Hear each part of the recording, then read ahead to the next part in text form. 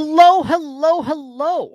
Welcome to another fantastic episode of Anarchy Among Friends Roundtable discussion.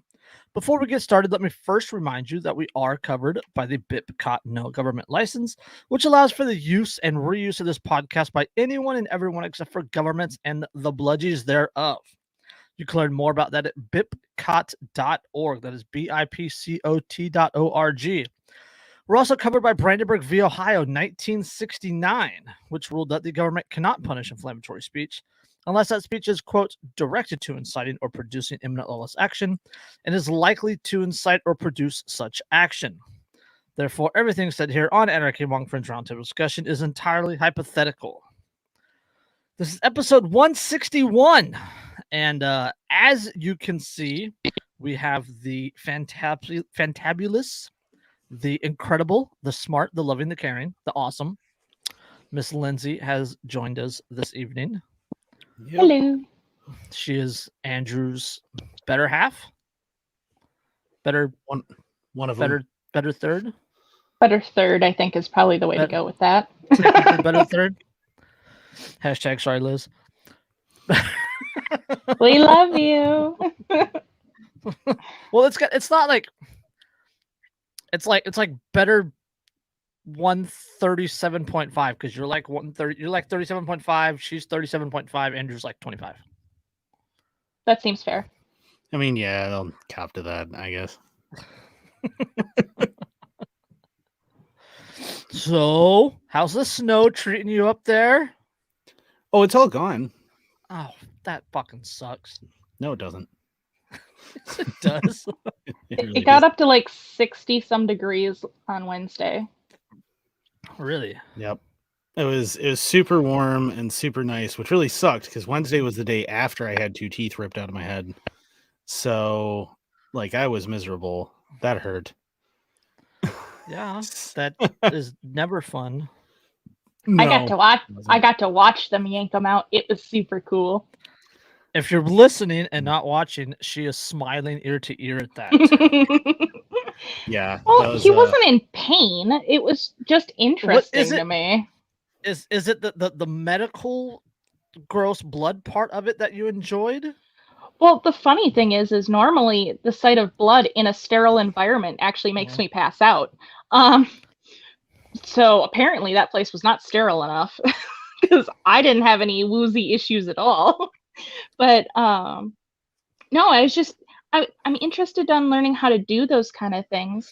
So that way, if shit ever hits the fan. I was just going to say something to that effect. Yep. I mean, that's really why I'm fascinated by it. That's why I can basically do all basic veterinarian things now. And I know a lot of basic medical stuff because since I've been on disability and all that and not working, I have a lot more time to watch and study a lot of shows that will show you procedures. Has Andrew allowed you to give him stitches yet? No. I haven't needed stitches yet. Well, I did need stitches for when they pulled my teeth out. They had to sew it back up because it was both molars back here that they extracted. One had shattered, which was great. And then the other one, it had already had a filling from back when I was like 14 or something. And when that one shattered, it punched a hole into the nerve at the one in front of it. And so I wound up with that nerve just screaming at me, which felt just super. They pulled them out. The one came out just fine, but the other one was so bad that they had to like cut it into pieces. And as they were prying chunks of it out of my jaw, they chipped my jawbone. So that's been feeling great the past few days. I almost muted you. That was actually quite disturbing of a crunch. Oh, it felt great, let me tell you, because even numbed, I felt that. The pressure release, or the nerve being squeezed. The scratch across my bone as the tool took a chunk out of it. Like it, yeah, felt it, and I was like, oh, and he's like, oop. And I'm like, you don't want to hear when somebody's digging around in your mouth with like big sharp metal tools. You want to hear, oh. That's not a good sound. Yeah, like you don't want to hear "oop" from your doctor, from your dentist, from your proctologist, or from your mechanic. You also don't want your doctor, while your legs are up in stirrups, to go, all right, so this next part's going to hurt. I'm going to go ahead and clamp your cervix with this giant thing. Is all I could do is, what? You're going to do what? Why would you show me that? Why would you? What's wrong and of with course, you? she was a resident at the time. So I'm like, all right, so Aaron, I appreciate you gave me the heads up. But going forward, you should just say, hey, this next part's going to be a little painful. Don't bother showing anybody the tool you're about to use because, oh my gosh. Yeah, as Jack said, no wonder you drink. Numb the pain. Yeah, the physical pain is just a part of the reason. Yeah. Yeah. It's, oh God.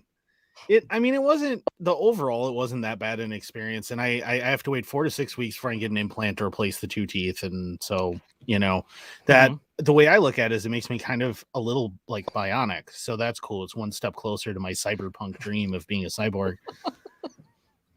That's right.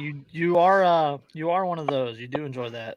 Yeah. I'm all, I'm not transhumanist in the sense of like, there's flaws in humanity. I just feel like, you know what? I'm a big modifier. Like I buy cars, I have to modify them. I buy guns, I have to modify them. Why not modify me if I can? So yeah, I'm glad you said the word because that's not the word I was thinking of, and I didn't want to use the wrong word. So, but speaking of doctors and getting things removed, want to jump into this first article? All right. People sticking random objects up their buns is costing the NHS £350,000 a year. That is the National Health Service in Britain. Yes. Kinky Brits hospitalized for sticking objects up their bum have cost the NHS more than £3 million.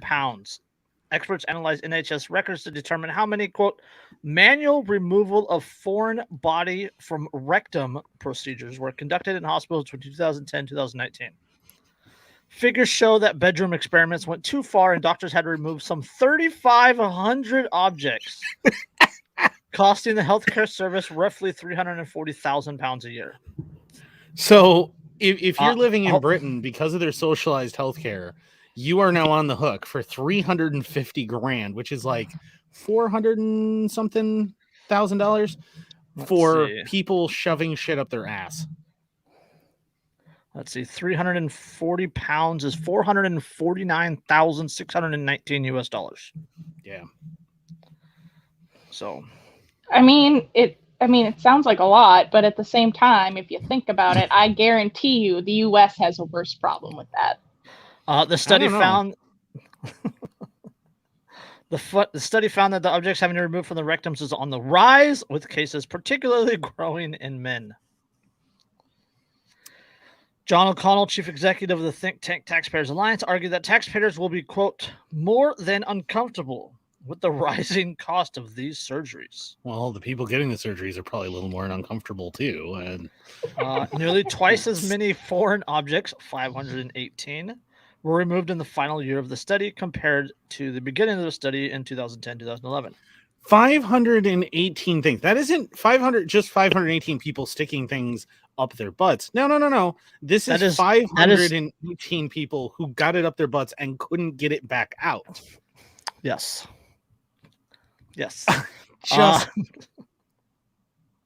Most people commonly shoved objects into the rectum for sexual pleasure. This is partly to do with the number of nerves in the anus, making it highly sensitive, and for men can stimulate the prostate and erogenous zone of the male productive system. Yeah. Hold on.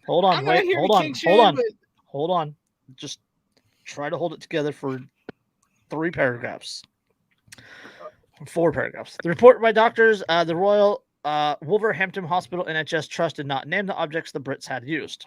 But over the years, metro.co.uk has reported on some cases from around the world where people have shoved live eels, glass bottles, an instant coffee jar with pins in the lid, a Buzz Lightyear toy, a concrete mixer. In an interview with a former surgeon who spent several decades removing errant items from people's bottoms, vases, a pair of garden shears, quote, a whole variety of bottles were just some of the highlights mentioned. Hold on, one more paragraph. The newspaper also reported another bizarre incident back in September where a sexual experiment gone wrong landed a teenager in the hospital, needed a complicated surgery to extract a knotted USB cord from his penis. Ugh! Yes. Why? You are, that is your socialized health care. You are paying doctors to remove things from people's body parts. Yes, Jack. Garden shears. Garden shears? The one that, I mean, the garden shears at least seem approximately the correct size. They're tapered, right? I mean, they're tapered. Yeah, so, I mean, you get that. But it's cement mixer? A Buzz Lightyear doll? I assume that those are the handles. The handles of these things are what actually got stuck there. To infinity and beyond. Oh, not like that. To the colon and beyond. I mean, granted, anything's a dildo if you're brave enough. But some people took that too far. The cement mixer still gets me, though. What do you mean a fucking cement mixer? There is nothing on a cement mixer that in any way is the size or shape of something that you should put in your rectum. Let's see. I mean, aren't there any like handheld cement mixers though? Like where you're like kind of like an ice auger, like the old augers? That still shouldn't, like, none part I of agree. I agree, but I'm just saying that means there's a handle on it that could fit in said orifice. You know, and I mean, I'm from the screwed up generation that grew up on the one man, one jar video. So I've seen some things, but yeah. I think in like the 6th grade, we had like a careers day or something, and a chiropractor came in, and he actually used to work in the ER. And so we asked him what the weirdest thing he ever saw was, because of course we did. And he said that he had to help remove surgically a flashlight from inside someone's colon. At least that's kind of phallically shaped. It says it cost about £850 per object to be removed, and a few of the people had to stay longer than 24 hours. So, if I were to make a guess, I'm going to assume that screwdrivers or similar like objects are probably the most likely to have to get ripped out of your colon at the hospital. There's a lot of things that I never wanted to know. And this article has like 4 of them. I'm pretty sure that the live eel that they had to remove was also learning things it didn't want to know. It's still not as bad as that guy stabbing himself in the leg and the critter jumping into his leg wound. Okay, well, I mean that was pretty upsetting. Oh my god, have you seen the X-ray of the coffee jar with the pins in the lid? Stop. No, I don't want to know. There's a vanity light bulb. Oh, there's the Buzz Lightyear. That's pretty funny, actually. It's just... Oh no, it's not a concrete mixer. This is not a concrete mixer. It was concrete mix. Like the dude, as if that's better. The dude injected like JB Weld using a hot glue gun. Liz says a rolling pin. Rolling pin? Yeah, that's definitely... That's some Martha Stewart fantasy stuff right there. Deodorant spray, a mobile phone.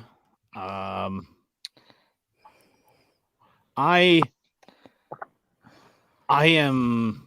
You have to see the Buzz Lightyear though to appreciate it. You really do. The Buzz Lightyear. It's feet first. It is. I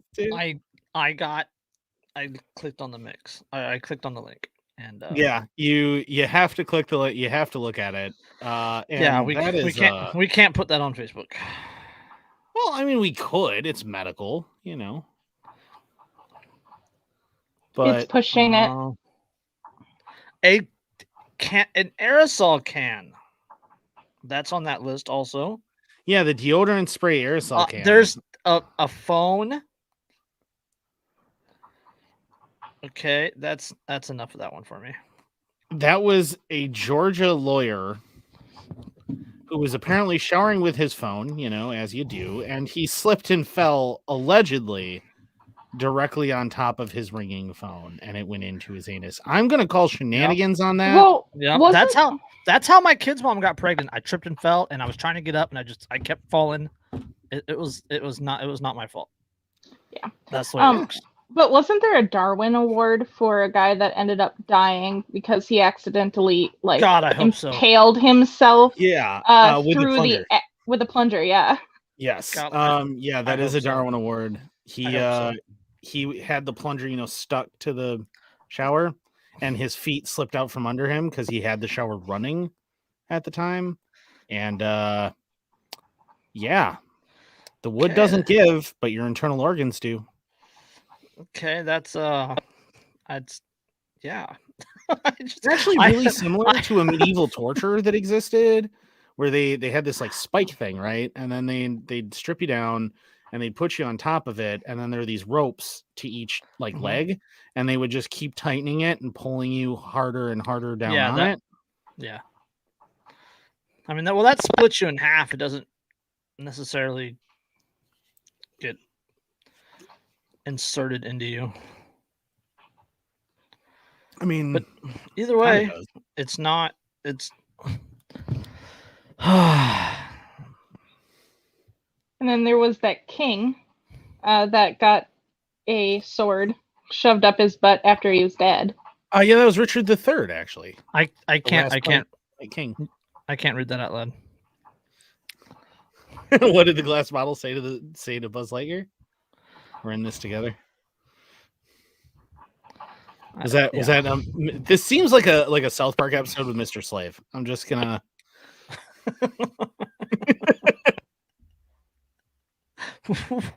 why do I do these things to us? But yeah, 350,000 pounds a year, you know, and that's you know, collectively paid by the entire population of that. Yeah. And if you are not a completely insane person, you are still on the hook to pay for their health care because of socialized health care in Britain. Mm-hmm. I mean, the land of apparently sticking strange things in your anus. I really do want to know a statistic now on whether or not the U.S. is worse, because I have a gut feeling. I'm absolutely certain that it would. Well, just by population wise, the U.S. would be a lot worse. But per capita, I would bet money that it's worse also. Let's see. What do you search for that? How many foreign objects removed from anus? U.S. My Google search history is definitely. I don't want to know. I don't want to know. I don't want to know. What is this? There's an NCBI report, like an actual paper. Rectal foreign bodies. What is the current standard? What? What? The current standard? What current? I don't know. I wince when my finger goes through the toilet paper. I don't want to know anymore. I don't understand.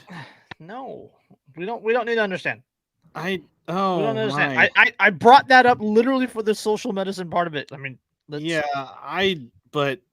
save that link, dear. I want to read it. It's just as far as like the standard of care, like how you evaluate the trauma caused by rectally inserted foreign bodies. Apparently, it's not as exciting as it sounded.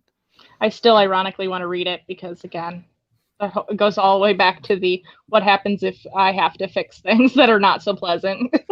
Well, why are you worried about having to fix that? No, if we're in a post SHT society and somebody gets something stuck up their bum, I'm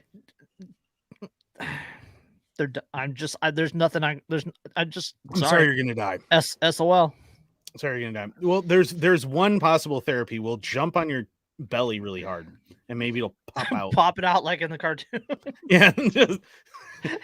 Just put your heels in these stirrups and or we could, leave the gross things that you guys are apparently too big of babies to deal with to me, who can deal with it. So I would like to still read that article. I mean, we still shoot horses for broken legs. I'm just putting that out there. I mean, I'm not as often anymore. Actually, if you're shoving a Buzz Lightyear up your ass, I mean, you deserve what you get at that point. I think is the moral of the story. Yeah.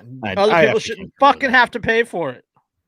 Yeah, and I should not have to pay for that. I mean, like that is a perfect example of Lyndsey, why socialized medicine doesn't make any sense. But we know Lyndsey, and Lyndsey's going, I'll pay for it if I get to watch. Yeah, do I get to watch the extraction of the Buzz Lightyear? And can we answer the question that I know is on everyone's minds? Can you still push the talking buttons while it's inside? I was just thinking about that, pulling it out, and it's like it makes the noise. Buzz Lightyear to the rescue. Go to pull it out, and the wings pop out. Except instead of that smile that he's got, instead of being like, he's like. it's just his face his face all fed him by the opera, but it's all shit.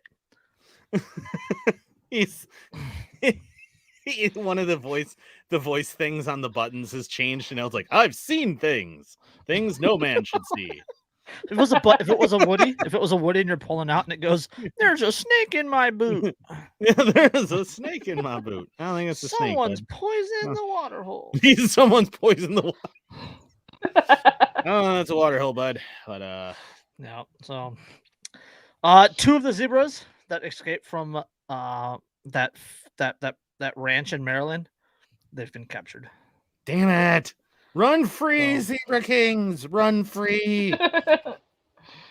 So, let's see. There are two that were captured, and let's see, where'd the other number go? It doesn't say how many, but there was I think it was 7 or 8 that had taken off and got free. So one was killed. 2 more were captured. So there's 4 or 5 still out there. You know, the thing, the big things about that article about those zebras getting away. One is that I learned is that apparently zebras can in fact tolerate the cold in Maryland, which is interesting. And 2, the other thing is people kept going, but they're feral animals. If they start breeding and things, they could cause a lot of ecological problems, blah, blah. Are you under the impression that the wild horses out west are not feral animals? Yes. Because they are, There are no horses are native to North America. None. Zilch, zero, none of them. At least not anymore. They are all feral. They're up until pre-Columbian North America had no horses. It started with the Spanish, and they released a bunch intentionally to get them to breed so they would have this nice wild horse population to keep pulling from. They're all feral and just as disastrous to the environment as the zebras would be. Or the non-native pigs in the South, or the non-native boa constrictors in Florida. Well, they're not as bad as those two. I will say that. They're not as bad as those two. Also, I mean, another thing, honeybees. European honeybees are not obviously native to North America. That's why they're called European honeybees. They were brought over here primarily, weirdly, to cultivate apples. Fun fact. In North America, Lyndsey and I are actually just talking about this the other day. How do you transport honeybees across the ocean when an ocean journey takes months? How do you... My theory is that you do it in the winter months when they're in hibernation. When they're docile, yeah. No, and you could also load them up with sugar water and all that good stuff, and then just feed. You can feed them. That's what they do. That's what my friends do in Wyoming. They have bees, and they'll give them sugar water in the winter because if they go out in the cold, it's fucking negative degrees. Yeah, and they'll freeze and fall out of the sky. Yep. So And they don't want that would be bad. Yes. Poor little things. Now that we're done pulling things out of our rectums and talking about zebras, where do you guys want to go? You just pulled that article right out of your ass. Yes. Yes. I don't know. I intentionally don't read the articles. Good. Nobody should ever read the articles. When we do the podcast, nobody should ever read the articles. I know Andrew tried. I told Andrew I had one that I had set aside that I did not put on the list. And Andrew asked me like 3 times what it was about, asked me for hints. I didn't give him a fucking thing. No, you just said, oh, well, it has to do with a historical anniversary this week. Do you know how many historical anniversaries are this week? Yes. Yes, I do. The anniversary of the passing of the Bill of Rights, the anniversary of the first debate about women's suffrage, the anniversary of the release of Japanese internees after World War II, the anniversary of the death of Sitting Bull. All of those were in the past week. Do you want to just get into it then? Yeah. Into that article? There's another one that I didn't mention, and I'm pretty sure that's the right one, but if you can see that, that's Teabag. That's what I thought it was. Okay. Madison teacher on leave after planned Boston Tea Party reenactment. This is why I'm not drinking tea for this episode. Hold on. A Jefferson Middle School. This is Madison, Wisconsin. A Jefferson Middle School teacher was placed on administrative leave after a planned reenactment of the Boston Tea Party was determined to be offensive. What?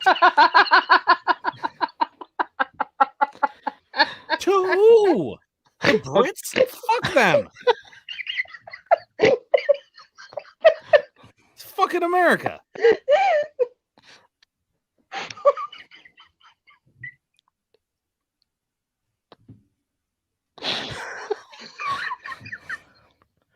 According to the Madison Metropolitan School District, the school principal stopped the history lesson from happening after determining it was, quote, not consistent with the district's vision committed to equality, cultural responsiveness, and was outside the scope of the district curriculum. In a statement, MMSD explained that the teacher, whose name was not released, was placed on administrative leave as per district policy until officials complete an internal review of the incident. Administrators also plan to review curriculum units with staff to ensure that lessons are in line with the MMSD expectations. The Boston Tea Party happened in 1773 as colonists protested British taxation policies, and particularly the Tea Act, by sneaking on the ship and dumping hundreds of crates of tea into Boston Harbor. History has recorded some of the demonstrators who participated wore Native American outfits during the protests. You had to conceal their fucking identity. Yeah. According to the district, the assignment, quote, included students assuming the identity of a variety of, quote, characters from the colonial time period. Students were to assume stereotypical roles, which brought radicalized harm. Oh, I'm sorry. Racialized harm. My God. What? Racialized harm. MMSD's description did not go too deep into the details of the assignment or the elements that were deemed offensive by the district. Its statement added that some students were harmed during the planning of the reenactment and said they quote deserve better. No, they don't. Quote, as a school district, fuck them. As a school district, this serves as a stark reminder that there is much more work to do and done in creating diverse spaces where scholars can learn acceptance and feel a sense of belonging. Yeah, and then there's the statement from the school there, which I'm not going to read because it's all woke bullshit. But yes, the planned reenactment of the Boston Tea Party was deemed offensive because some students would be or some students would be exposed to racialized harm. So one of the defining moments of the creation of this country that we live in. Yes. You cannot reenact because it would expose people to racialized harm. So we're just going to skip over the Civil War then, I would assume. So Liz is asking Lyndsey if she's offended. Lyndsey is you could say it. Go ahead. I'm my grandfather's full-blooded Ojibwa. So my grandparents grew up in Oklahoma. They're Choctaw and Cherokee. Yeah. So I mean, we're clearly horrified by this. Terrified. My it turns out secret actual great grandfather was apparently Cherokee. So yeah. did he cause racialized harm? Or was he caused racialized harm by people dressing up as Indians and throwing tea into the water? I mean, apparently, so here's the thing though. This is where, not learning history because it might be offensive is an issue. Okay. So I'm actually offended that they were offended. Yeah, I'm offended at their offense. And I don't care that they're offended at my being offended. I think they should go sit on a Buzz Lightyear. I agree. Yeah. Or maybe use a toilet plunger as a phallic item. You know what we could do? Is we could reenact the lead up to the Boston Tea Party, and maybe they would understand the point. Because see, here's the thing. Well, I mean, no. This is my quick thought on this, right? So we're in anniversary season, right? There's historically there's tremendous amount of historical events that happen in the month of December. Oh yeah. One of the other things that happened in the month of December, which is actually December 29th, is the Wounded Knee Massacre. Yep.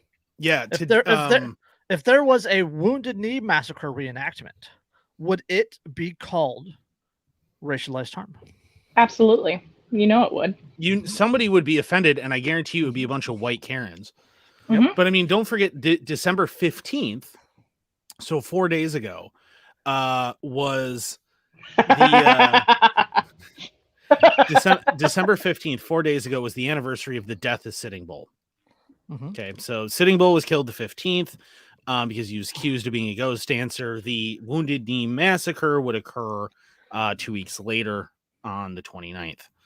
And that is, a lot of that could be argued to be linked to this, because the thing is, so you got to remember the entire reason the Boston Tea Party happens is the Townshend Act, right? 1767, I hope.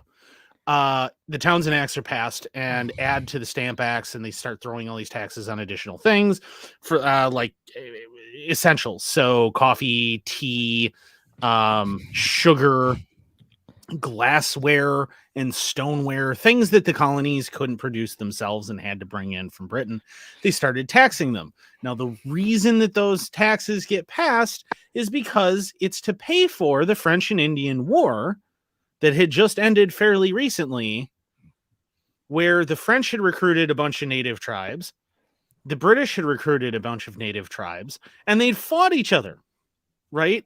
So the reason that the Bostonians, led by Sam Adams, by the way, who ran a pub and most likely got them all a little schnockered before he was like, hey, you know what we should do is go down to the harbor and go throw all of the British tea into the harbor.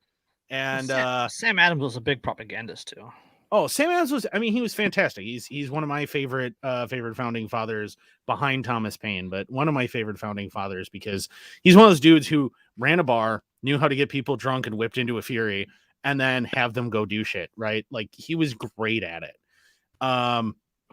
He's kind of the reason the Boston Massacre is called the Boston Massacre. This is Sam Adams and his propaganda.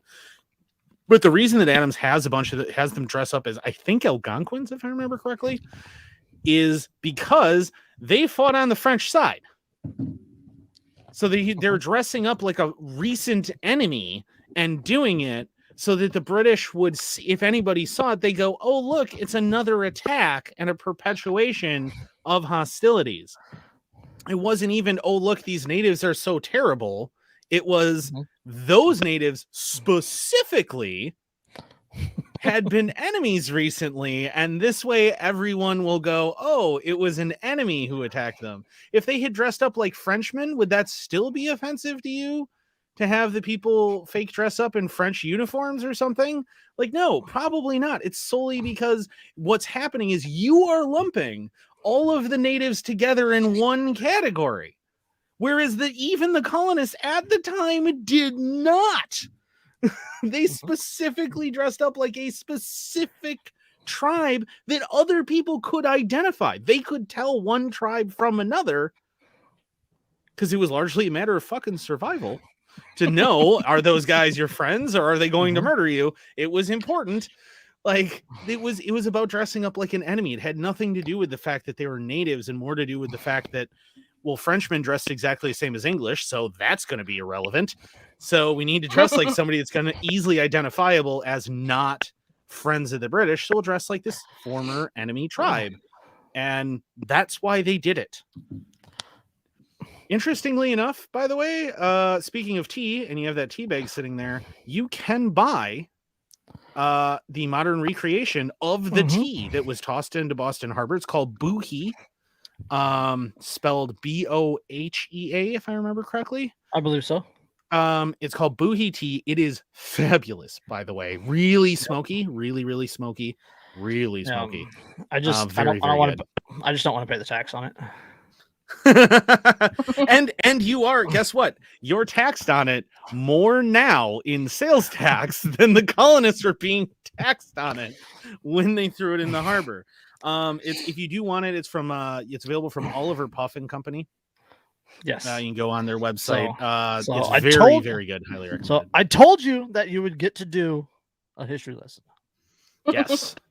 Yeah, and it's the best part about the whole story of the founding of the American colonies and them talking about the taxation and everything is that the British kept going, but we fought this war to defend you guys from the French.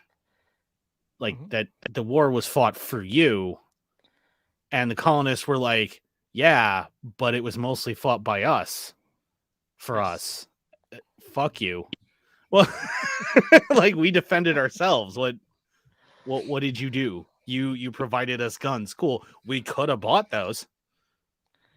And it was because King George needed to pay for the 100 Years' War that they're, of course, in the middle of against the French, where it's this perpetual thing. And also they fought the Spanish a whole bunch.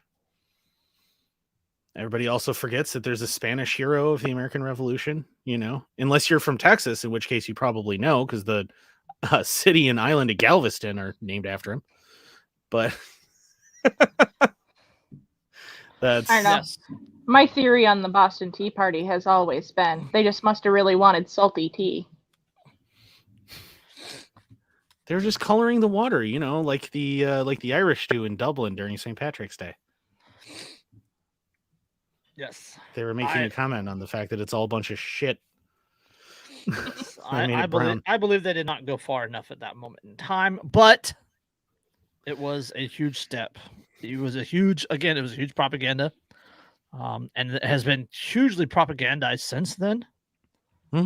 So why did we trade one tyrant 1,000 miles away for 1,000 tyrants 1 mile away? Yes. No. But yeah, I had to bring that up because Andrew, a good history lesson, and I like history. So yeah, Liz says arts and crafts day at the harbor. Yeah. Yes. I will say it was more productive than January 6th. It did a lot more. I mean, the Boston Tea Party was one of those things that struck really importantly at the heart of the myth of British invulnerability.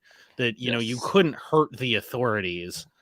It really hit that hard that no, you can, and they're basically powerless to stop you if everybody's in this together against them. So that was a big thing. I mean, it's still talked about so much because it kind of is the reason that the American Revolution kicked the fuck off. It's one of the major contributing factors, right? I mean, again, it was like, you know, taxation without representation, right? Yeah. Like the British Parliament was like, "Fuck you, pay me," you know, or the British King was like, "Fuck you, pay me," and the colonists were like, yo, you said we can have a say, we're over here, we're doing all this good stuff, give us a little break. And the king's like, no, fuck you, pay me. So Yeah, they there's they yeeted the tea into the harbor. Yeah, there's a really good portrayal of that actually. AMC's series Turn. If you've never seen Turn, it's based on the novel. That's about the Washington spies, which is incredibly interesting. And actually, his main spy, we didn't even know his name until the middle of the 19th century, because it was that good at hiding who he was. But there's a really good scene in that I think it's in season 1 of King George and just how broke he is and his attitude towards everybody going, hey, Georgie baby, could you maybe pay me? Because like you owe me a lot of fucking money now. And it's because of the 100 Years' War. It's because he kept fighting. George just kept fighting the French. He kept fighting the Spanish. He fought all these people and was spending money, and not taking any in. Yep. Yeah. All right. Where do you guys want to go? Or we can go to money, I guess. You guys want to talk money? No, we don't want to talk money. Talk money. Where are we gonna go, babes? I don't care. We can go to censorship, groceries, Colorado. Sure. Global freedom. Whatever you want. That's not the answer I was looking for. Go eeny, meeny, miny, mo, and then pick whichever one that you got by the toe. I should have started with this patch if I'd known what we were going to talk about first. Yeah. All right. Give me number 1 through 6. Let's go with 5. 5. Ooh, okay, we can go there. Fentanyl overdoses became the number 1 cause of death among U.S. adults age 18 to 45. Fentanyl. Not COVID, not alcohol, not car accidents. crashes, not firearms, not heart disease. Fentanyl. So fentanyl overdoses have surged, the leading cause of death for adults between the ages of 18 to 45, according to analysts by U.S. government data. Between 20 and 21, nearly 79,000 people between 18 and 45 years old, that's 37,208 in 2020, 41,587 in 2021 died of fentanyl overdoses. Fentanyl synthetic, blah, blah, blah, blah. Comparatively, between January 1st, 2020 and December 15th, 2021, there were more than 53,000 COVID-19 deaths among ages 18 to 49. So there were 53,000 COVID and 79,000 fentanyl deaths. You know what's interesting that I want to point out is this article is a little disingenuous because it says that, well, it blames China and Mexico and says, that's the primary flow of fentanyl.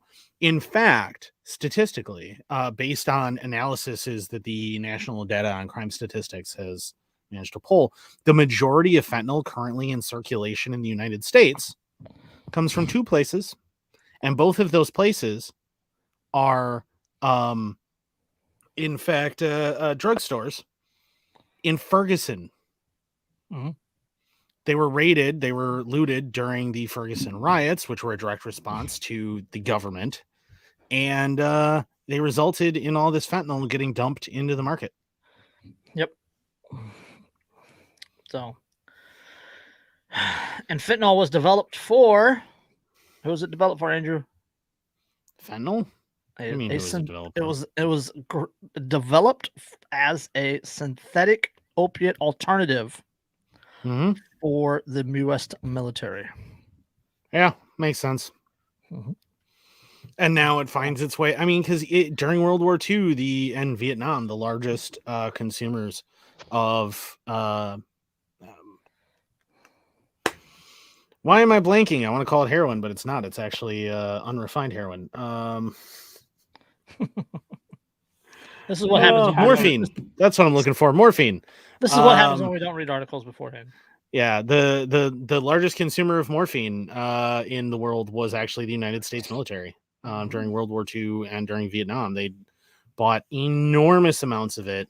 And actually, I mean, largely the opioid epidemic is a result of 2 things: the Vietnam War and the overprescription of OxyContin, largely in VA hospitals.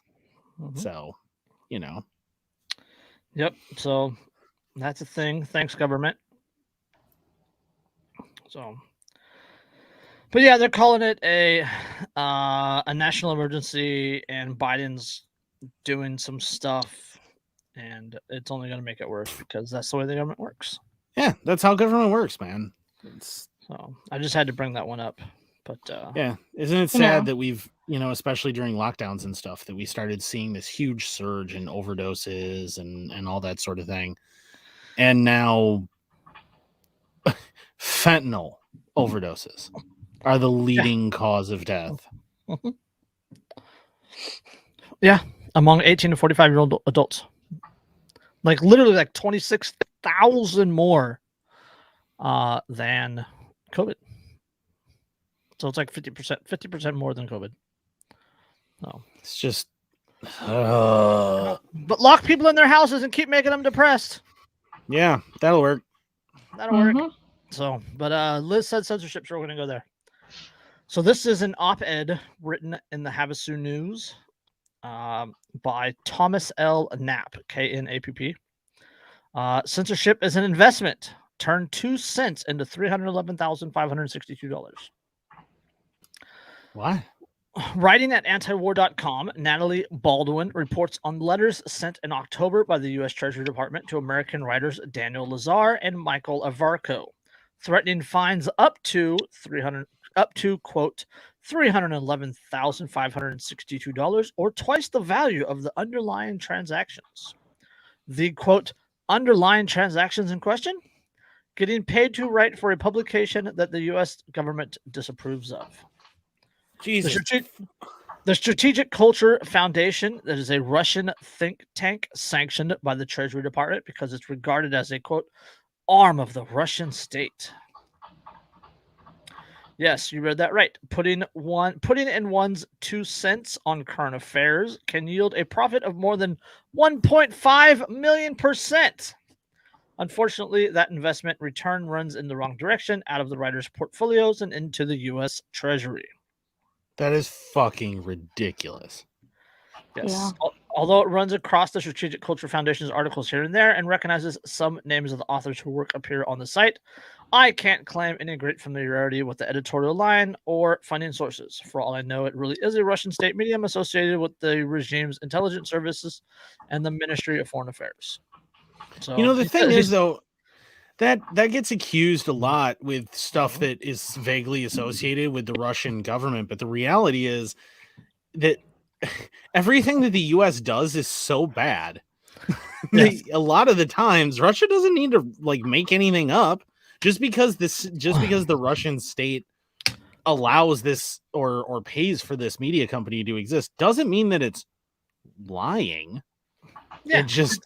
It's the U.S. government saying the only propaganda we allow is the ones that we allow. It's our propaganda. It's the propaganda that we want to go out and that we want to hear heard. And I mean, how many journalists recently have we heard about, getting disgraced when it comes out that they were working with various, American law enforcement agencies, intelligence agencies, government offices, everything else, and being asked to put out stuff. I mean, working or like look CNN at when they're fucking closet pedos.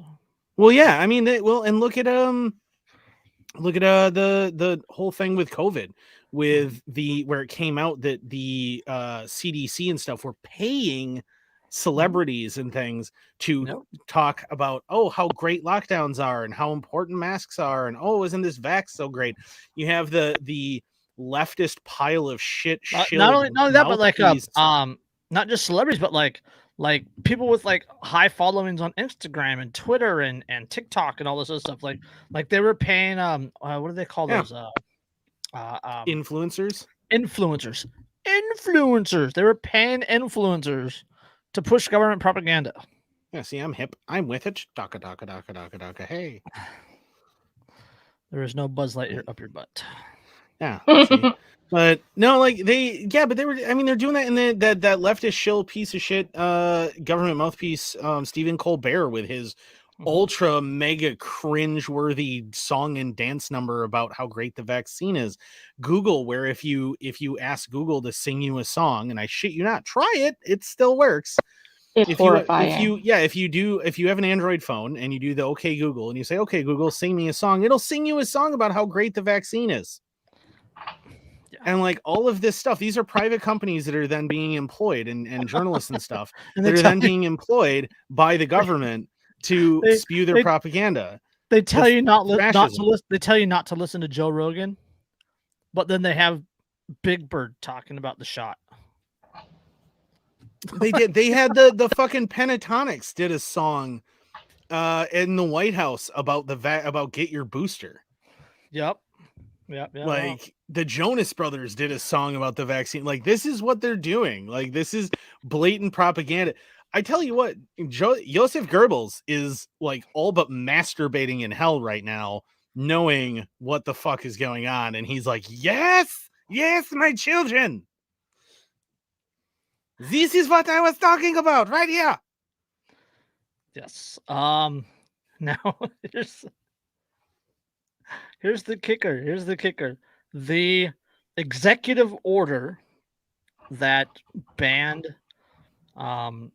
Strategic Culture Foundation, Executive Order 13848, was signed by Trump. Oh. Yep, September 12th, 2018. Gee. So, freedom. Yeah, but hey, you guys, you keep worshiping that right-left paradigm and pretending that there's any difference between the old boss and the new one. So, yeah, next time, Trump's coming back, and it's going to be different this time. No, it's fucking not. The article also goes on to point out, since 2002, the United States have fallen from 17th place to 44th place on the Reporters Without Borders Global Press Freedom Index. Well, because we don't have journalists, we have journalists. Yes. I mean, like I've put the meme up before on previous shows. I want you to do your part, cyberbully journalists, at every opportunity. Yes. So, I just had to bring that up because I thought it was a cute little piece, and it leads us directly into a recent article on the annual Human Freedom Index. And it says global freedom is on the decline. Gosh, no. Gosh. Say it ain't so, boss. Say it ain't so. Yes, the vast majority of the world's population is less free today than it was a decade ago, and all residents of the world's 10 most populated countries have seen their freedom decline over the same period. What are the 10 most populated countries? We'll get into that. This is the most worrying takeaway from the annual Human Freedom Index, an annual report produced by the Libertarian Cato Institute and Fraser Institute, a Canadian think tank. This year's index, released Thursday, it's a couple Thursdays ago, ranks the United States as the world's 15th most free country out of 156 jurisdictions included in the analysis. I concur with it. I think 15th is being awful generous, but yes. The top 5 freest countries are Switzerland, which is not a surprise. New Zealand, which their COVID restrictions just eased up, and the minister said that you can have orgies up to 25 people. Well, that's good. I mean, it's good to know that I can do a haka and an orgy again. Yes. In New Zealand. New Zealand, Denmark, which is also not surprising. Estonia. I mean, that makes sense. It's a former Soviet satellite, which nobody hears anything ever about Estonia, right? Well, yeah, they're just quietly doing their thing, man. They're like the greased up deaf guy, and Family Guy, like I'm just doing my thing. Number 5 of the top 5 is Ireland. Yes. The bottom 5: Egypt, Sudan, Yemen, Venezuela, and Syria. Oh, Syria, really? So many surprises. There. Let's see. just off the top of my head, the U.S. has sanctions on all 5 of those. You know the worst part I about think it, the though? U.S. actually has military action in 4 of those. At least, you know, and I don't think it has military action in Argentina, but they're under huge U.S. sanctions. Oh, Argentina's been under sanctions by Yeah. NATO countries for a long time. Oh, sorry, Not Venezuela. Argentina. Yeah. Okay, yeah, Venezuela also, has not not been anybody's friend for some time. Egypt, Sudan, Yemen, and Syria. There's a Yemen is in the middle of a huge famine, and Syria is in the middle of they're still having war. I say still a civil war. Yeah, they're still having genocide. Well, you know, the thing that breaks my heart the most about that is Syria and Egypt. The last time I was there were great countries. They're fantastic. They're beautiful countries. They were so beautiful, and they were, you know, and fairly, especially Egypt, so egalitarian, and like it was really nice. And then Arab Spring happened. Yes. Which was backed by I can't imagine who would back fundamentalist revolutions in a bunch of countries that America would ultimately go into that just happen to also have oil reserves and control of oil pipelines and a large canal funded by we're funded by them. You know who I'm talking about. Get money given to people that same agency will tell you is your enemy right now. Yep. Oh yeah, and it's not only that, but you know, the thing is, like, with Vladimir Putin is evil. Okay, he's evil. He's a horrible person. He's definitely a murderer. However, the one thing he definitely is not is a supporter of Islamic fundamentalism. No, they put like border checks and they told like radical Muslims in Chechnya and all that and those other countries to hit the bricks or die. Literally hit the bricks or die. Well, yeah, he's basically looked at Chechnya because they've been at war in Chechnya 25 years, 28 years, something like that. 20 I think since 93. Yeah, so like they've been at war in Chechnya for a long time, and it is not a winning battle for Russia. And Vladdy boy is kind of at the end of his rope with it. Yeah. So he's not a big fan of Islamic fundamentalism. So he obviously was not going to be a fan of Arab Spring and all of that stuff. So gosh, who could possibly have been really behind all of that? I can't imagine. Yes. Yeah, and that's the tragedy. That's, you know, it's the same thing as Iran, right? Iran back in the 70s, the early 70s and stuff. It was so beautiful and egalitarian and wonderful, and it's such a nice place.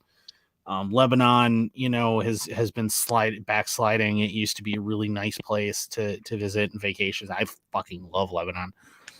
And now look at what's happening, and it's because of American meddling. It's because we can't keep our fucking hands to ourselves. We got to keep going in there. Got to keep fucking with things. Yeah, one of my favorite people on the planet, Anna. Her mom is from Lebanon. Her dad's from Mexico City. Her mom's from Lebanon.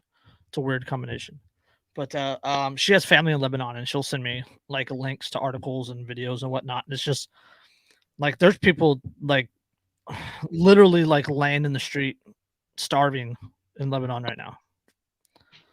Same in Afghanistan, but US and that's what kills me. Like that's what kills me is less than 20 years ago, you could go to Lebanon and it was gorgeous and it was wonderful and it was this great place to go, and you could go and some of the greatest restaurants and bars. They had a fantastic nightclub scene, just saying. Like you had such a cool place to go.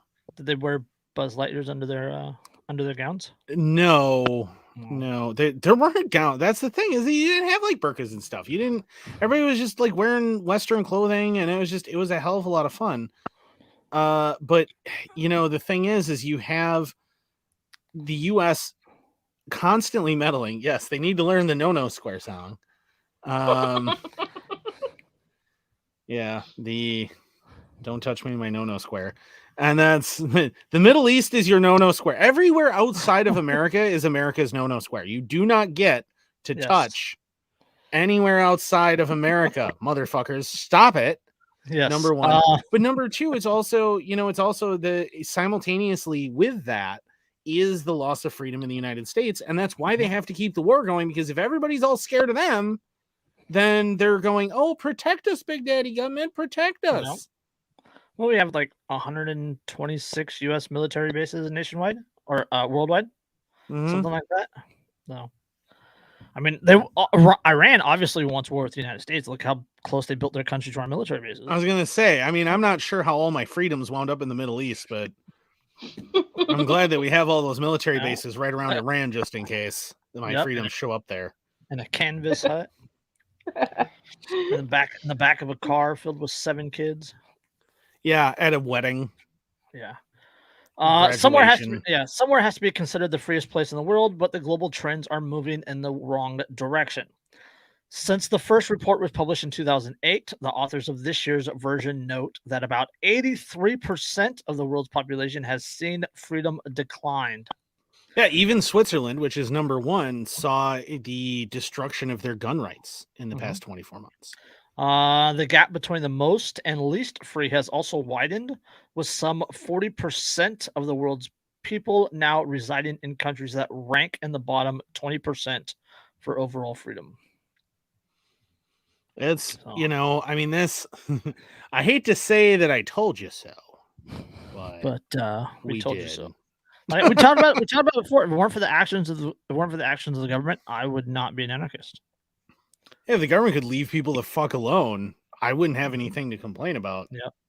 So, quote, the decline in fundamental rights represents a disturbing trend that was occurring even before the world experienced the COVID-19 pandemic and its social and political effects. That's from Ian Vasquez, Vice President of International Studies at Cato. Quote, the areas that saw the largest falls globally were freedom of expression, freedom of religion, freedom of association, assembly, and civil society.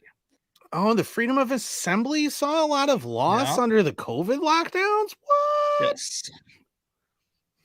Freedom in the United States is also on the decline in both absolute and relative terms, according to the new report. In 2008, the U.S. ranked 7th in the world, but has steadily slipped lower, though it still ranks ahead of the global average. So we're more free than the global average, but we're less free than we used to be. Significantly so. Yes. We dropped quite far from what, number 7 to like 15? Yeah, that's like that. 8. Yeah, it's 8 spots. It's fantastic. Yeah, so a 50% drop. Lovely.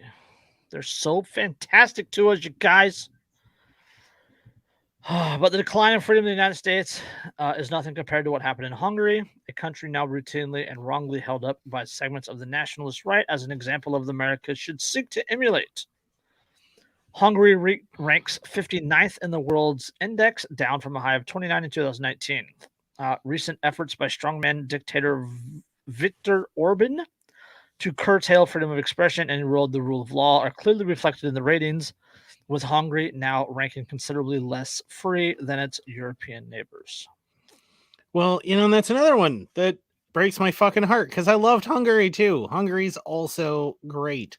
The food is fabulous. The booze is fabulous. The nightclubs are cool as hell. Mm-hmm. So, as Reason noted last month, the twin threats of political populism, which is reactionary, political populism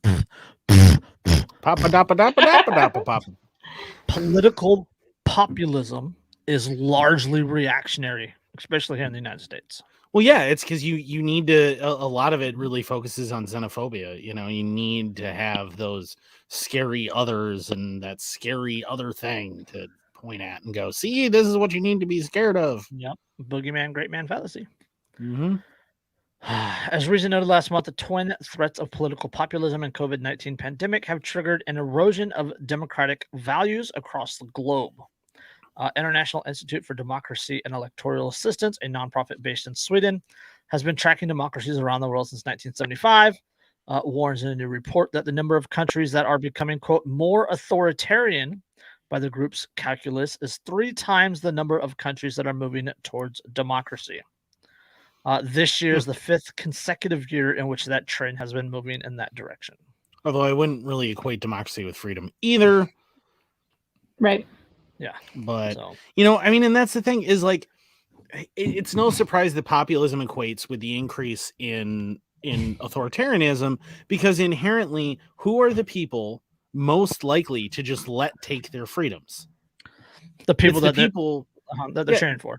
Yeah, that they're like, yeah, and when Hitler said, "Hey, the Jews are dangerous, we can blame them," everyone went, "Yeah, I'm already probably anti-Semitic statistically in the 1920s in Germany, and that guy saying things that agree with my confirmation bias, woo!" And when he's like, "We need to do something," they were like, "Woo!" Yeah, well, Trump was a huge populist candidate. Oh yeah, right? I was like, getting there. Yeah, his catch lines, build the wall. Yeah, and Mexico's gonna pay for it, and you can hear them chant that shit. And it's like, first of all, no, that's not how this works. That isn't how the world works. Second of all, it's that whole thing where if I can make everybody really scared of the same things, then I have that ability to get them to cheer for their losses of freedom. The line from the movie that shall not be named, that where she says, "So this is how democracy dies, to thunderous applause." And and remember, what movie is that? We're not going to say it. We're not saying it. It doesn't exist as far as I'm concerned. Not really. Select scenes may exist, but the movie itself, none of those 3 movies get to exist. All right. None of them. Fuck you, George Lucas. Fuck you. But that whole thing, and don't forget that Temporary Emperor Palpatine's powers were supposed to be temporary, right? Like, there's nothing more permanent than a temporary government measure. So it was all supposed to be temporary, right? And everybody clapped and applauded and went, "Hooray for our savior." He was a populist person. He was getting everybody to support him before he tried to make a move. And those are always the most dangerous of dictators, because even if they shouldn't have the support of the people, they are the ones who have the support of the people. How I really feel is that I wish that lightsabers were real, so that Lucas could turn one on, because if they were real, they would actually set everything around them on fire because of the amount of energy emanating off of them. And if lightsabers were real, people would have to go to the hospital to get them removed from their rectum.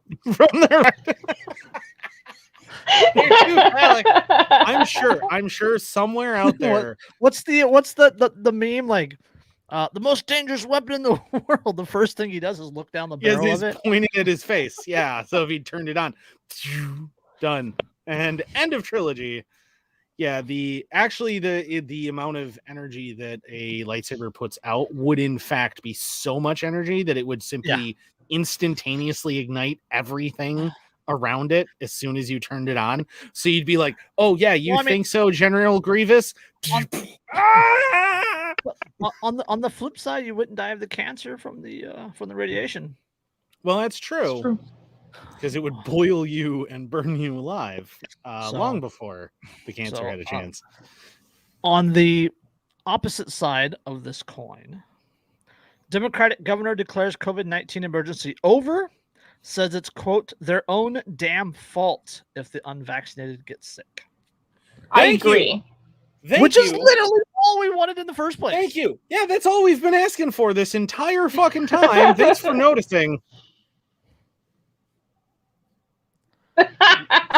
Liz says she wants a lightsaber and a literal platoon of penguins. We can't always get what we want. I have nothing to add to that or retract from it. So penguins with lightsabers just seems like a terrible idea. Those poor sea lions and orcas. Big fan of orcas. Oh, but the picture in my head is wonderful. I imagine the Bad Batch with a bunch of fucking macaroni penguins. I just want to see penguins marching because they have no knees. They have knees. They just don't really bend them. Knees. They have knees. They do it. There's a joint there. There is a joint there. No. They have knees. No. Democrat governor declares. Okay.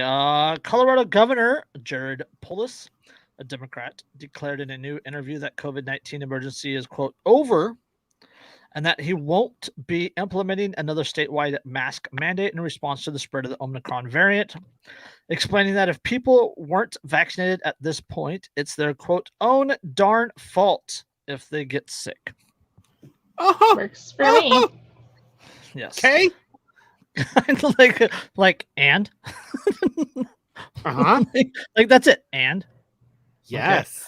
Okay. Very good. Everybody had more than enough opportunity to get vaccinated, Polis told the Colorado Public Radio on Friday.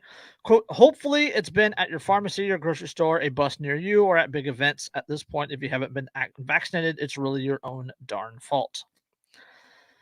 Quote, those who get sick, it's almost entirely their own darn fault, he continued. I don't want to say that nobody will get the virus if they're vaccinated, but it's very rare. Just to put it in perspective, about 1,400 people hospitalized, less than 20% are vaccinated. Lies. Yeah. And many of them are older or have other conditions. 84 people in our hospitals are unvaccinated, and they absolutely have a chance to get vaccinated. Quote, at this point, I think it's almost like they made a deliberate decision not to get vaccinated, he added. Quote, I still encourage everybody who hasn't been vaccinated to get protected, and all those who are, make sure to get it booster after 6 months. The data shows it's important, blah, blah, blah, blah, blah, blah. It's almost said that they've intentionally just said okay, no. hold on. He said that local jurisdictions instituting their own mandates according to the individual's needs, but he would stay out of it. The state would stay out of it. He also went on to say, quote, the emergency is over. You know, public health officials don't get to tell people what to wear. That's just not their job.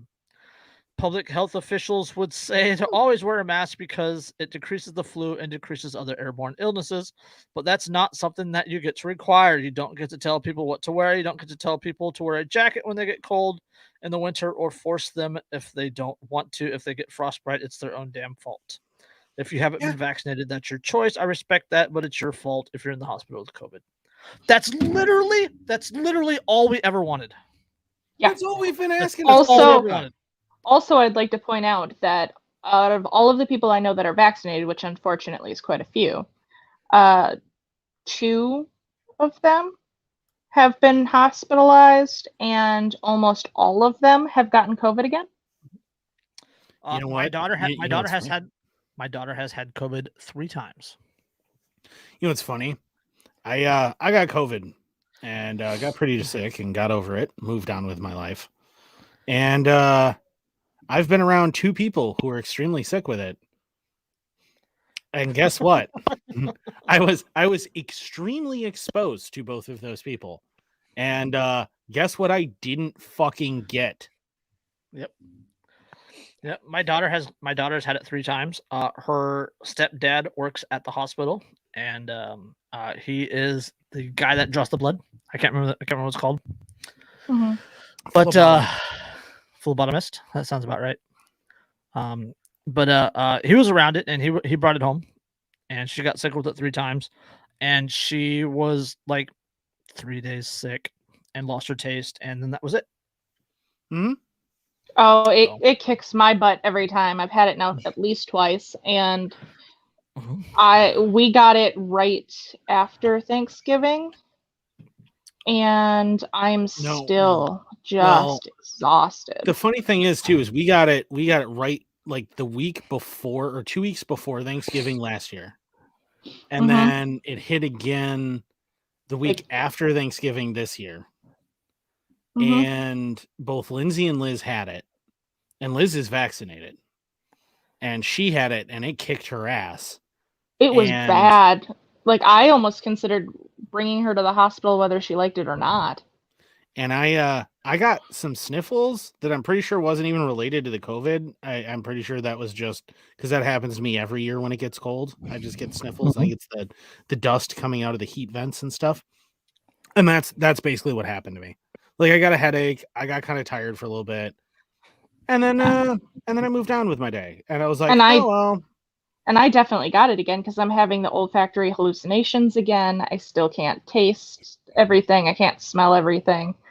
Yeah, and Liz is saying she still doesn't have her taste and smell back.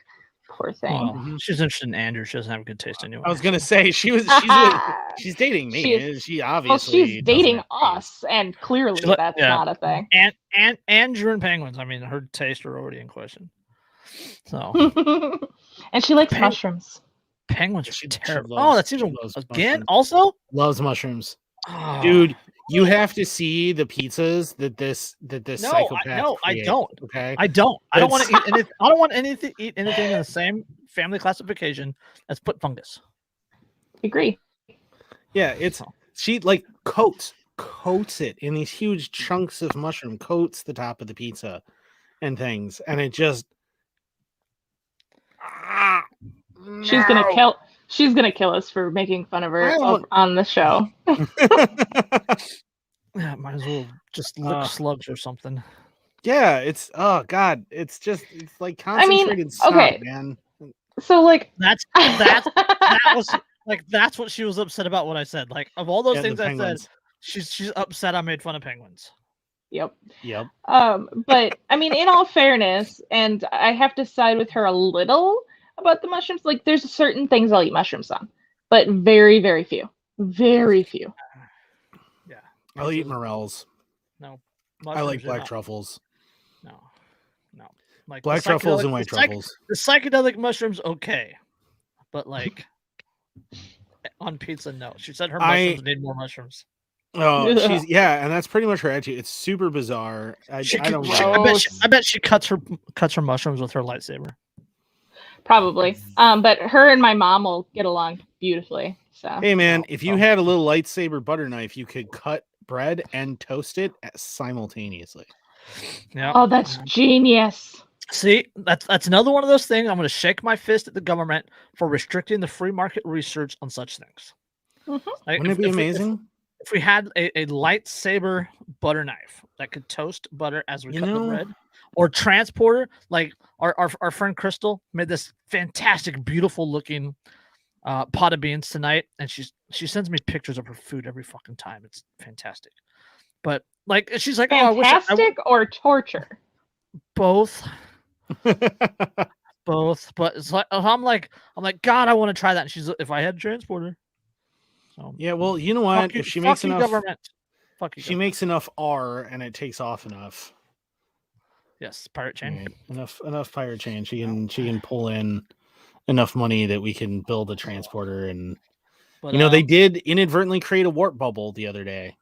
So there's that. So, but let's see. He says at this point, it's almost as if they made a deliberate decision not to get vaccinated. I still encourage everybody, blah blah. He says, but basically what he says is it's your choice. You do it. Like you do you, boo. Like we're not gonna force it. Which is literally all we wanted from the beginning. Mm-hmm. Right? Even like at every level, I mean, even local municipalities, like my county has a vax passport, but the state doesn't. Right? So like even that's too much for the county to have that sort of authority, the city to have that so much authority. But literally that's all we wanted from the beginning, just the freedom of choice. That's all we ever wanted. Well, and what have we been saying since day one, right? We've been saying like, look, if I get sick and I'm wrong and whatever else, then fine, that's on me. Just let me have that ability to make that decision. And that's all we've been saying this whole time. And they've been going, no, you're selfish for wanting to make your own healthcare decisions. And then now we have even Democrats going, well, I mean, if you get sick at this point, I guess that's just on you. And it's like we just voted 3-1 that Liz can no longer eat mushrooms. Right? Democracy. Done. Yes. Democracy. Oh, she'll be so sad though. She'll be so sad. Yeah, but that's democracy. What is it that not Jefferson, Franklin said about democracy? Democracy is two wolves and a lamb voting on what to have for dinner, and the right to bear arms is a well-armed lamb contesting the vote. Yes. Something to that. I don't think he actually said that, but it's something to that effect. Well, it's close enough. It's misattributed, but yeah, that's what it is. It's the freedom of choice. That's all we've ever wanted. That's all we've ever. That's all. Like any of us have ever really wanted is the freedom of choice. If you want to pay taxes, if you want to send your kid to public school, if you want to wear 7 masks, get 13 boosters, and get a free hot dog, fantastic. That is your freedom of choice. Yeah, right? Do that. Just don't force it on others. Yeah, just don't make me. I don't give a shit what you want to do with your body. It is not my responsibility what you do with your body, nor is it your responsibility what I do with mine. I don't care where you put the Buzz Lightyear doll. But don't make me pay to get it removed from your orifices. Yeah, I mean, the funny thing is like if you watch British reality shows, right? No, I will. You will have to. That is my hell. No. I mean, like there are a few really. I'm talking about like Richard Hammond's. No, it's the accent. Or it's the accent. The content is terrible. The accent drives me absolutely fucking bonkers. The content isn't terrible. It's why I can't watch like Eddie Hall videos. Like I love Strongman, I love that sort of stuff. I can't watch Eddie Hall because of that fucking accent. I mean, it irritates me. Don't get me wrong, because it's the sound of the enemy. But there's a girl on TikTok that I follow who's Irish, and she has a strong Irish accent, and that's what angels sound like. Which Irish accent is what angels sound like, because we have more of them than the UN building. That's what per square mile. Yes. Yeah, it's. But I would like to be inside that UN building, but that's a discussion for another time. But the English accent that we're talking about is just terrible. It depends on the posh accents irritate the hell out of me. The British have a lot of accents too, but no, if you watch like Richard Hammond's Garage, or you watch there's a few other British accents reality shows. They constantly are complaining about all of the council planning and if you watch Clarkson's Farm, right, which is Jeremy Clarkson, the guy who used to do British Top Gear. He does Grand Tour now for Amazon because he punched a producer and called him an Irish fuck, which still makes me giggle. As an Irishman, that makes me giggle. He took his Buzz Lightyear doll and went home. Yeah, he and the other two walked out with him. Yeah, and the other two quit with him. But they're fantastic. Grand Tour is amazing. But if you watch Clarkson's Farm, he constantly is complaining about that. Well, I would love to do X with my farm because it would be a big money making opportunity and blah blah blah, but I can't because the town council won't let me.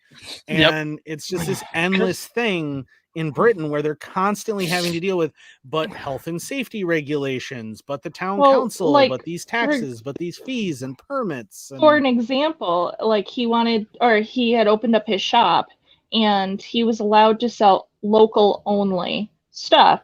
So they had a 10-mile radius of where that local was considered, and he had something in from like 12 miles away. And they tried to shut him down because of it. Yeah, because it's not considered local because it's 12 miles, and we say local is 10.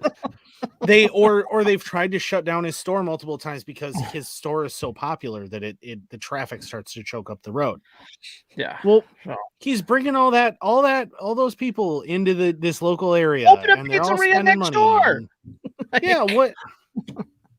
And he tried on that. But... He tried to build a parking lot for everybody so that he didn't have this giant line of cars. He tried to build a big parking lot, and they said, no, you can only have a parking lot that can accommodate X amount of cars because we say so.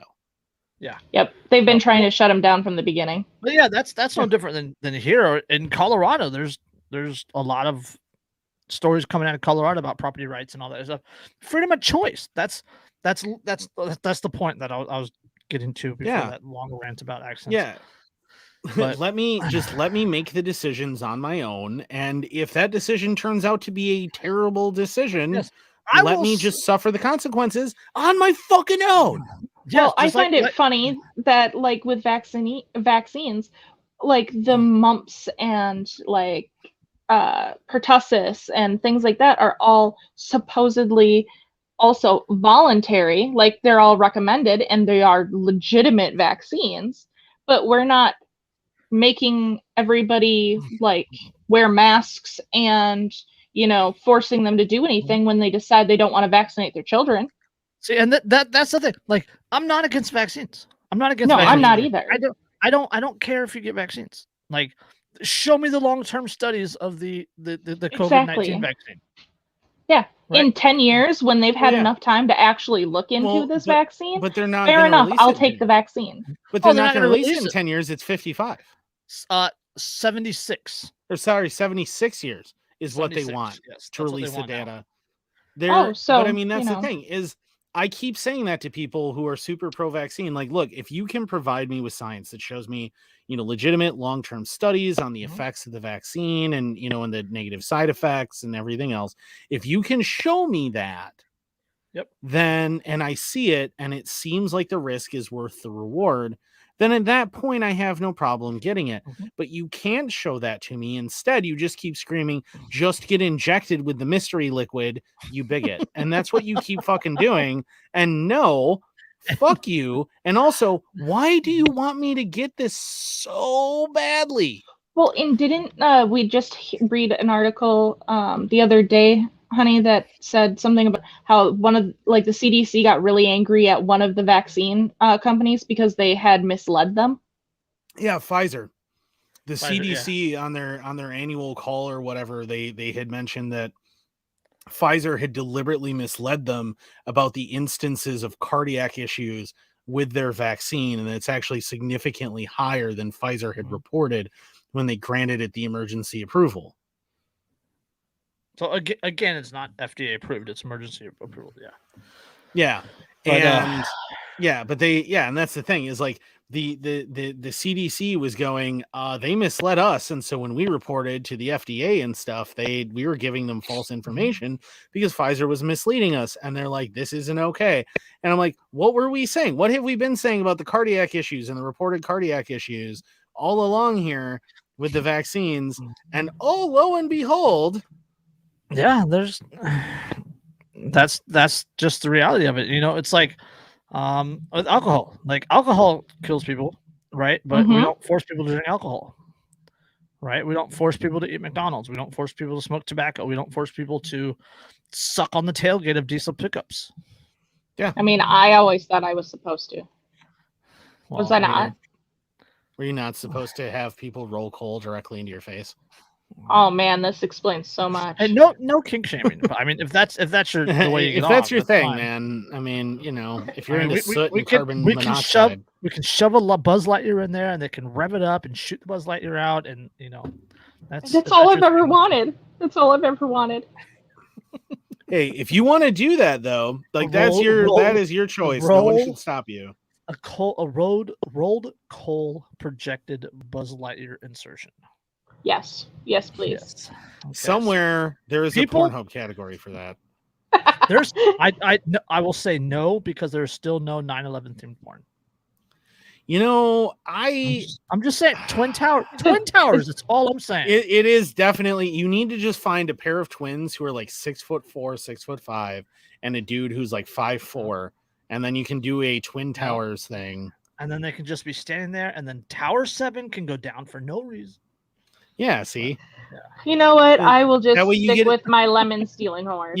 You give an advance. At that point, you give an opportunity for the fluffer to appear too, because then Tower 7 goes down.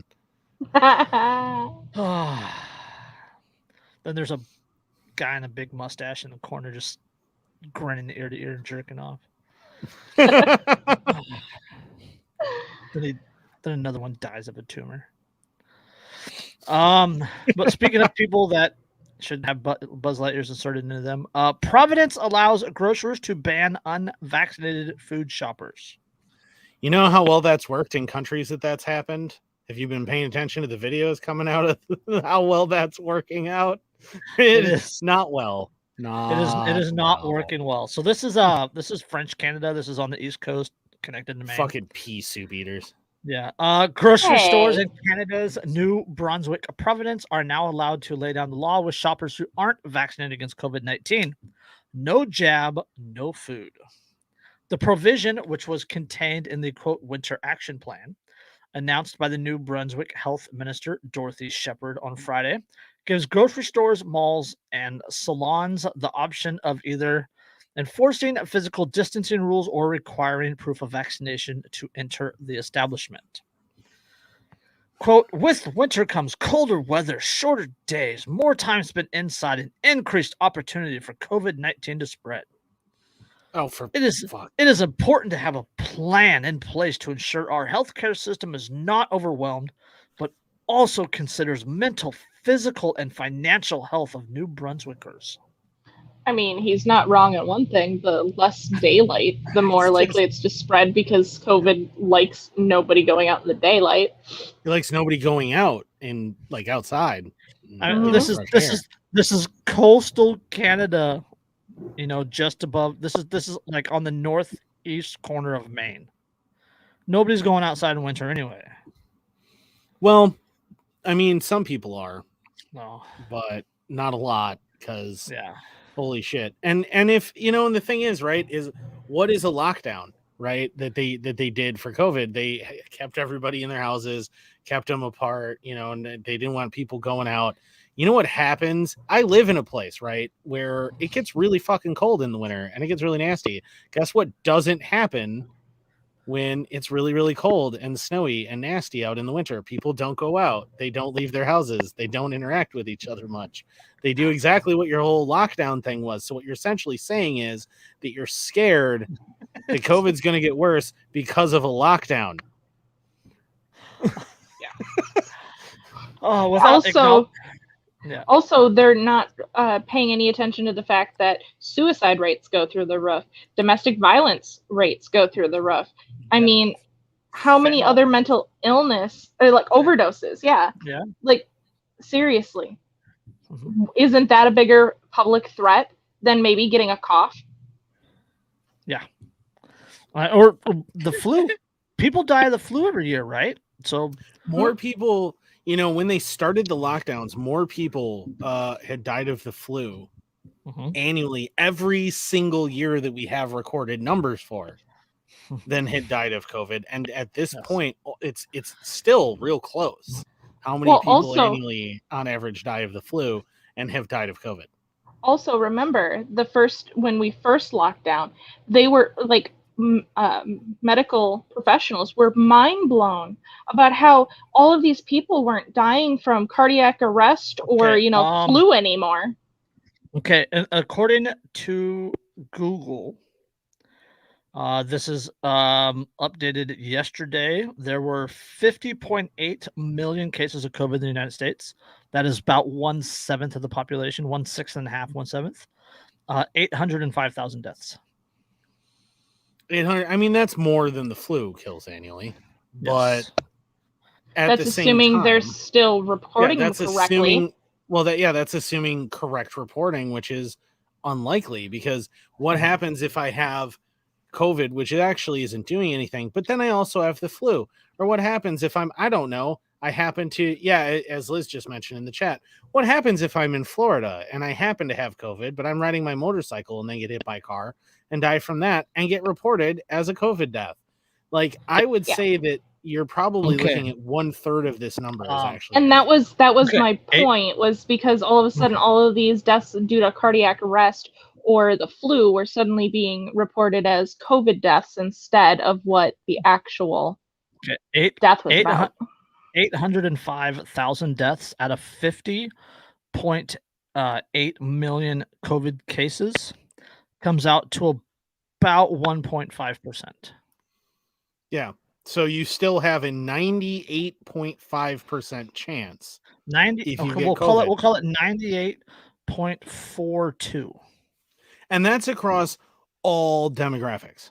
That's everybody who got COVID, regardless.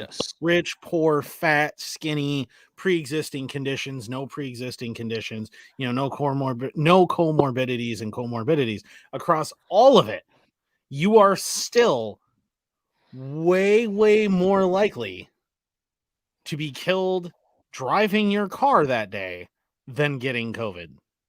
Mm-hmm.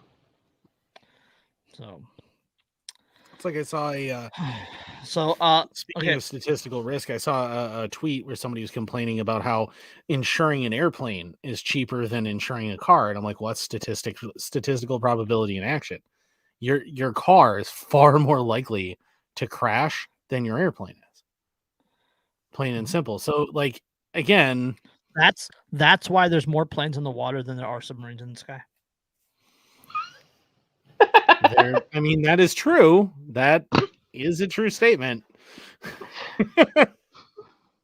So, for shits and giggles, I just looked up the population. New Brunswick has about 747,000 people. They have had 133 COVID-related deaths since the pandemic started. So 750,000 people. 133 deaths. And 133 deaths. Yes. And they're like, oh, 80, we need to start. About 80% of the population is vaccinated. And I will, and the thing, yeah. So, and the thing is, on the one hand, I will say, you know what? I fully support a business denying service to anybody for any reason that it wants. If it wants to deny you for not having a special piece of paper, it has every right to do that. If it wants to deny you because you have gray hair, it has a right to do that. If it wants to deny you because you're black or because you're white or because you're a Jew or because you're a Muslim or because you have blue eyes or brown eyes, whatever, I don't care. If it wants to deny you for that, it has every right to do that. It's a private business, and freedom of association is an essential human right. You have a right to only do business with who you want to do business with.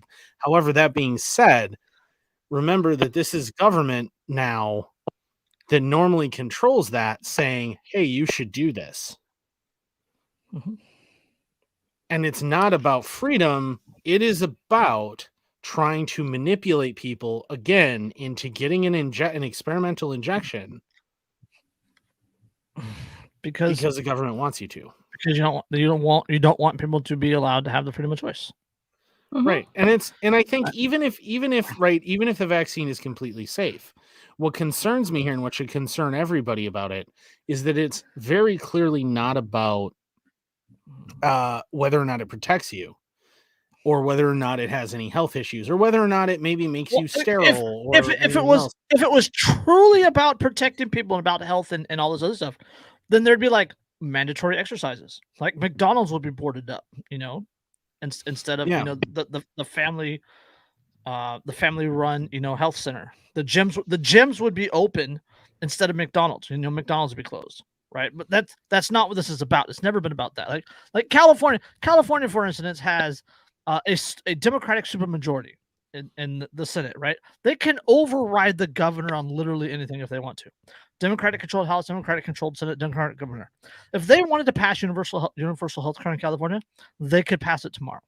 If they wanted to pass UBI in California, they could pass it tomorrow. But they don't. They don't even vote on that because it's never been about the agenda. It's never been about health. It's never been about taking care of people. It's about achieving power and money. Yep. Yeah, and that's where I was going. Is like it's not about any altruism or even necessarily anything more sinister. I mean, it might be still more sinister, but not about anything more sinister than demonstration of compliance. Mm-hmm.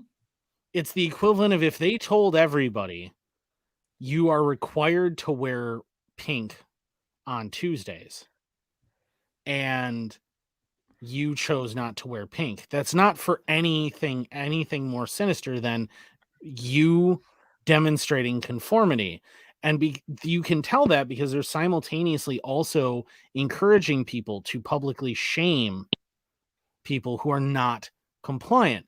That's actually, I laughed years ago. There was a TV show that came out of North Korea.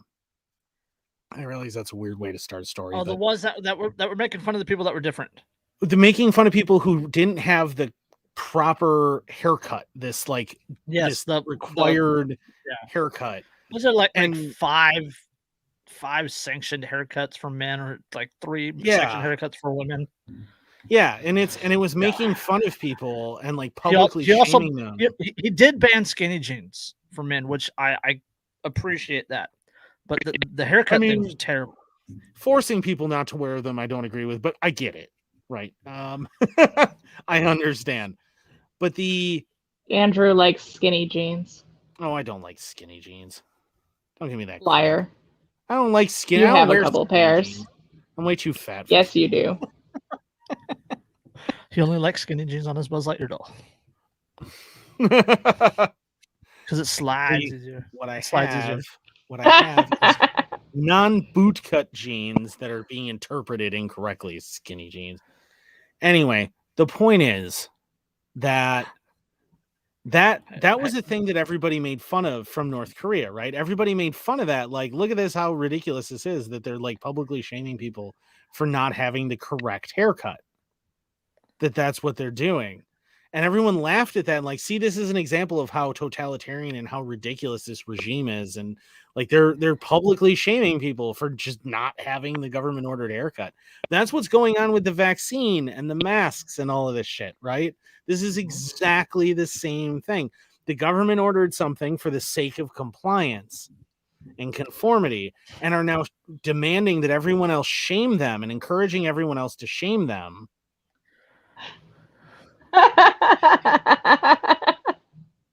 Not a fucking leprechaun, all right? Oh, you're still our favorite one. But whether I'm your favorite leprechaun or not, I don't care. I'm not a leprechaun. I'm 5'10". I'm not a leprechaun. And he definitely doesn't have a pot of gold. I don't. Well, Man, I wish I did. Yeah, that's true. I might be. Well, I might Lyndsey is gold, but I mean, she's not a pot of gold. So I try to be gold. Sometimes I fail, and I am just iron. But Andrew's Buzz Lightyear doll is gold.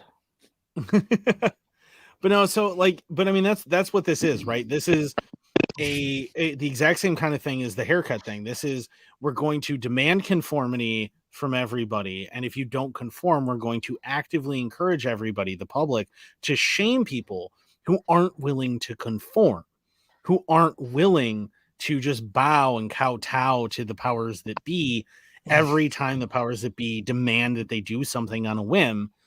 And it's about shaming them so that in that way, they're able to then get this conformity out of them and get them to start obeying other orders, which are going to come down the line for sure later. As soon as you get everybody used to this, where now in a post-COVID world, we're all used to people equating conformity and obedience with virtue and morality. And now that they've established that, they've set up groundwork for far, far, far more sinister things that will be coming down the pipeline. Yeah, it's compliance training. Lots and lots and lots and lots and lots of compliance training. You know, like the kids, little kids wearing like we talked about it before about like 15-month-old kids, 18-month-old kids that have never seen a world without masks. Right? We've seen the videos of parents taking off their masks and kids freaking out. Yeah, because they've literally never seen their parents. There's that video the other day of that mother with a newborn where they like had plastic, like actual plastic. Like a fucking face shield. Yeah, between the mother and the baby. Like the baby couldn't even do skin to skin contact. It was plastic. Oh. Yeah. Oh. Yeah, it's terrible. Like Dave Smith tells us he had him and his wife had a baby a few months ago. And they had, when they went into the hospital, like she's an obvious labor. They made them do COVID tests and all this other stuff. Came back negative and all that. But like Dave asked, you know, like, hey, what would happen if she was positive? And they're like, oh, well, we would have to take her down to a room and isolate her. And then as soon as the baby was born, we would take the baby away until she had 2 negative tests and was cleared for 10 days. Right. So if she had, what about the natural bonding that needs to happen in order for her milk to come in, or the actual mask? They made her wear a mask while she was pushing, as she needs enormous amounts of oxygen because the muscles are working so hard and her heart rate is up. It's all about compliance. It's all about compliance. And this is another reason why if I ever get pregnant, I'm doing an at-home birth. There's no question. Mm-mm. Well, and then, and what that is too, is by breaking that bond, it's much easier to convince the child the state is your parent. The state loves you more than your parents. Adhere to the state, worship the state. We're here for you. Don't fret, precious. I'm here. The state never changed a single one of my kids' diapers. The state was never there when they woke up in the middle of the night with nightmares. The state never swept the floor after feeding them. The state can fuck off. Yeah, I'm not a violent person, and you guys know that, but my goodness. But my goodness, does that particular issue make me want to stab people? Well, yeah. No, you don't, Liz. You're a brat. That's not the way it works. They're both brats. Yes, we know. I'm also kind of a switch, so keep yourself in line. I am too, and I'm still a brat, so don't tempt me. Andrew's getting the Buzz Lightyear treatment tonight. But survey finds 75% of employers won't have a vaccine ban if the U.S. mandate is struck down. So this is more than 2/3 of U.S. employers recently surveyed had no plans to make vaccines a condition of work if courts ultimately strike down the Biden administration mandate for large employers. But they're a private company. Oh. Yes. According to the survey of 1,000 randomly selected members of the Society for Human Resources Management, 75% of those they're not likely to implement either the mandates, central directives, that is full vaccination or weekly testing, should a permanent court ruling make the measure illegal, which ultimately it will. Quote, the majority of employers and HR professionals that we chatted with are really in wait-and-see mode, so they don't even know what to expect. 51% of employers with 100 or more employees who responded to the survey indicated that they will hold off on vaccination policy decisions until the legal challenges are settled. Yeah, my employer said, well, we know that the court struck it down and stuff, Biden's mandate, but we'd still like you to fill out this voluntary vaccine status survey. And I'm like, no, I don't think I will. No. I think you can go fuck yourself. It's none of your fucking business. Yeah. And that's the way it should be. That's the way it should be. The compliance is what keeps us going, right? So saying no is like they act like it's a radical thing. No, it's not a radical thing. It's the norm. It should be the fucking norm. Compliance is literally giving up your personal choice. And nowhere is that more demonstrated, in my opinion, than in like a lot of the ACAB crowd that I've encountered, right? And this is anecdotal, but a lot of the ones that I've encountered, when I mention like that I never consent to searches, if a cop ever asked me, I was like, no, I don't consent to searches. You're not allowed to search my vehicle. If they're like, well, bring the drug dog, I go, well, the Supreme Court said that you can't detain me until you get a drug dog, because that's holding me until you can find probable cause. Therefore, you're not legally allowed to detain me. I would like to continue on my way. Am I being detained or am I free to go? As soon as I bring up that I do these things, they like act shocked. And they're the ACAB crowd, right? They're the BLM supporters. They're the ones who marched in the protest. And they're shocked that I wouldn't comply and would go out of my way to make cops' jobs harder. Yeah. Like, are we really are we really at that point where it's like racism, right? Like the default is not racist. Like that's literally the default, right? But it's become such a topic, such a divisive topic, that being actively anti-racist is considered like radical. It's considered awesome. It's considered like the way things are changed. It's not a courageous position to be anti-racist. Like you're not. Yeah, it's just being a good human being. You're born anti-racist. You're not born racist at all. Right. The problem is that now all of these. Courageous? Yeah. So how does it become courageous to hold a position that you normally would hold? Yeah, but the problem is that all of these anti-racist or pro-women or all of these things have actually come full circle and become the very thing that they say that they want to be against. I'm a feminist, but I am not a third wave feminist. I am all about everybody having equal rights. It doesn't matter what's between your legs. I'm sorry. Somebody's view on feminism is the reason I pulled away from them recently, and that hurt. That hurt. I realized that they were never going to change, and that hurt. But yeah, it's not a radical position to say no. Yeah. Well, right? the thing that made me, like, in particular, shy away from saying that I'm a feminist is when I realized that I was ashamed. I was truly ashamed when somebody asked me what my life goals were. And they were honestly that I would love to be a homemaker and a stay-at-home mom. That's what I want.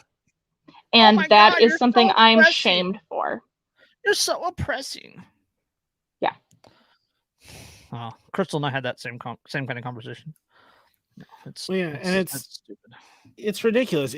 But that is, you're right though. That is the thing. That's where they, and remember, don't forget, it was Jo Jorgensen with her. It is not enough to be not racist. We must be actively anti-racist. That was a Libertarian Party thing. And like, I will shit on libertarians the same as I will shit on Republicans and Democrats. Y'all can suck my nuts. I don't care what your opinion of me is. I know that's shocking. I don't care. The reality is, that shit right there is the reason that you can't take libertarians seriously, is comments like that. That shit right there is the reason why. It's a broad brush, but yeah. Yeah, but that's why you can't take those are the kinds of people they keep fielding, right? That shit. For now, we can have that conversation afterwards, but that's for now. It's that might change, but that sort of thing. The sad reality is that sort of thing isn't unique to libertarianism. No. We see that all over the place, and increasingly in culture every day, where we see where somehow you're brave for being like, hey, just because somebody's, maybe trans, maybe don't beat them up. And like, somehow that's this like amazing revolutionary thing. And that's just being a human being. That's a decent human being. Like, how fucked up is it where like being a decent human being is considered radical? Yeah, what is that? When did we reach that point of inversion? Like, I don't know when we reached that point of inversion. It all folds back to personal choice, right? You do you, leave others alone. If you want to shove a Buzz Lightyear up your woohoo, go ahead. Don't make others pay for its removal. If you want to get a vax, if you want to wear a mask, if you want to have a vaccine passport on your business, that's fine. Just don't force it on other people. Yeah, don't demand that other people pay for it. Don't demand that other people have to accept it either. Like that's another, like that's that weird. Again, yeah. Like there's the libertarian push, the leftist, the wokest libertarian push about normalized sex work. Well, no, I don't want my daughter to grow up and be a sex worker. I don't want that to be normal. Like, if you are a sex worker, fine. That's fine. Go ahead. I don't care. Congratulations. You do booze. You do you as long as you're happy. Right? Yeah. That shouldn't be normalized. Yeah, there are things that I don't think should be normalized. And I have many friends that I value a very great deal who are trans, right? I have multiple friends. We all do. We have friends who are trans, loved ones. I have an ex-wife. Yeah, that we value very, very much, and we respect them. And and if it's somebody that I respect, I'll use their preferred pronouns because I respect them, right? They're my friend, they're my loved one. I care about them. I will deal with that. Okay, fine. But the moment that you start demanding that, well, the moment like, you get angry, you get angry. Yeah, the moment that you get angry, and the moment that you start demanding that government forces me to endorse your life choices. Yeah. That's where you've crossed the line, this forcing people to endorse these things, forcing people to encourage them. And the moment that you start trying to get people shamed for disagreeing with you. Shamed fired, kicked out of their homes, disbarred, losing their kicked out of school. Like it's and it's not even, it's one thing, like if somebody's actively like harassing you or somebody's being a piece of shit in general, punch them in the fucking dick. Yeah, fucking punch them. Yeah, like I don't have a problem with that. I don't have a problem with you being like, hey, fuck you, and then putting them on blast. Fine, whatever. Yes. But if you're actively attempting to coerce them into accepting your life choices, you've crossed a fucking line. Mm-hmm. And that's what we've been seeing increasingly, and what we're seeing with the vaccine mandates and everything, where it's being encouraged to coerce people into complying and into obeying all this shit. And it's ridiculous. Like, if I agree with you, fine. But if I don't, that's me disagreeing with you. Mm-hmm. Well, I mean, there's a particular big box craft store that I refuse to do any business with anymore after last year's bull. I have medical conditions where I can't wear a mask because it makes me hyperventilate and pass out. So unless you want an ambulance at your store, that's not going to happen. And a lawsuit. And a lawsuit. Mm-hmm. And when I was in this particular... Although if you had a lawsuit and you won $1 million and you wanted to have a sugar baby, how you doing, boo? Right. Well, ironically... Well, at that point, we're building a nice anarcho retreat in the Redoubt at that point. Oh, yes. Ironically, it was during buying your Christmas present last year, Jason, that this happened. And I had a lady, an employee come up, and I had been in the store for probably about an hour, kind of wandering around trying to figure out what to do for people for Christmas. And I had this employee come up and be like, people are complaining that you're not wearing a mask. And I'm like, I have a medical exemption. I cannot wear a mask. Well, people are really upset. So shit. Well, I'm like, well, I guess it's a good thing that I'm almost done then, huh?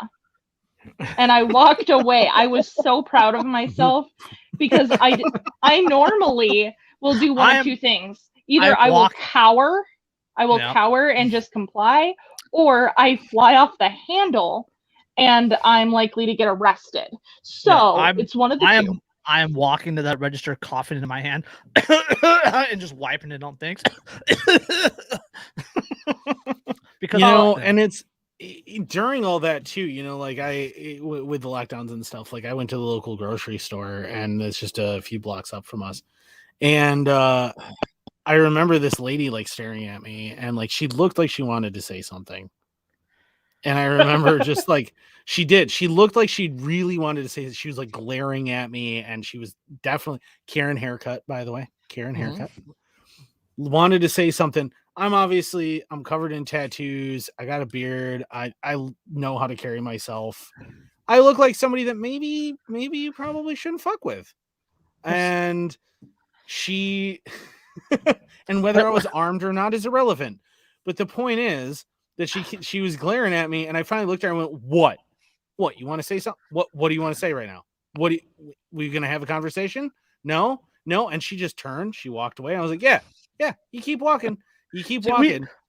We talked about this before. Like I'm under a mask mandate here in Contra Costa County. I'm also under a vax passport mandate here in Contra Costa County.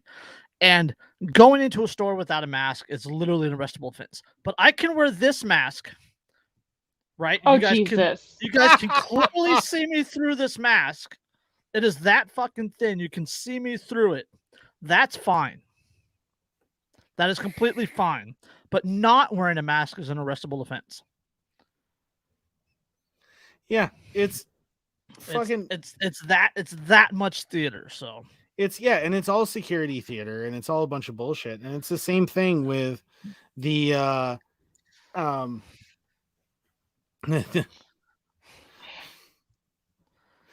but suing people so we can buy shit in the Redoubt. But it's the same thing though that we're seeing with all this other stuff, where we're seeing just so much forced conformity, and it's not about your safety. It's not about protecting you. It's not about, but think of the children. They've proved that there's bacteria in those masks that are likely to cause a plague. Well, not only that, but like if it was if it was really about protecting people, right? They wouldn't make anything small enough to go in your rectum. Right? Cars would be designed to not go over 35 miles an hour. Right? Planes wouldn't be a thing. Boats wouldn't be a thing. Right? Again, McDonald's and fast food stores would be closed. Oh, McDonald's definitely wouldn't exist. There'd be mandatory calisthenics. Gyms would be on every corner like a liquor store. Twinkies would certainly not exist. I'm not opposed to that one. No, Twinkies are glorious, sir. If Ho-Ho's disappeared, I'm fucking rioting. Snowballs. I'm with you. Yeah. Okay, there, Con Air. No, but I mean that's the thing though that irritates me with this is it's masquerading, right? You can ban people for not being vaccinated. It's masquerading as hey, look, we're letting private businesses make their decisions, but the reality is it's again, it goes back to social conditioning. Yeah. Right? Because humans by nature are social creatures, right? We have to have a pack. Like lone wolf, lone humans, they don't last very long, and they're not happy when they do. So humans being social creatures, they do this conditioning. They pass vax passport, they pass mask mandates, they pass COVID protocols and all this other stuff. And the people that don't comply, they become, and some of them become, they feel like outsiders. The ones that don't feel like outsiders to that, they become demonized through propaganda, right? I've been called racist, bigot, sexist, hateful, literally Trump humper. I've been called what was the term they used the other day? Ku Klux mayonnaise or something like that. Some stupid ass fucking retarded name like that. Yeah, because I was against vaccine mandates and said I hadn't got one. And it's just does that have to do with that's the point. That's the point. They're trying to demonize the outliers. And that will force the outliers through shame or through loneliness to come into the fold and comply. Well, again, honey, look at that one famous guy that made that phone call to the gun company and tried to call them all like... Yeah, Christopher Titus. Yeah, the washed up, now incredibly socially relevant comedian that tried to call Phoenix Ammunition. His special, Love is Evil, which he did after he was divorced, is absolutely fucking hilarious. He tells this story about the inspection tag, the inspection sticker on brand new boxers, and it's a really good story. But he's a liberal fuck. He's a washed up piece of shit comedian who decided he wanted to try and be this big man and called Phoenix Ammunition with his phone number not blocked and said on the audio, and he called them at like 11 something at night when they were closed. Yeah, when he knew they would be closed, and said, and I quote, "And I hope you fucking call me and your friends fucking call me." What do you say? Like something about them all being child molesters and all this other stuff. And that they have small penises and then we proceeded to all call him. Well, that and the fact is that that place is run by like 2 women and there's a few men, but like the primary. Well, no, it's mostly men. There's she goes by Ann Bonnie or Trailer Swift on Twitter. She actually watches the show, so hi.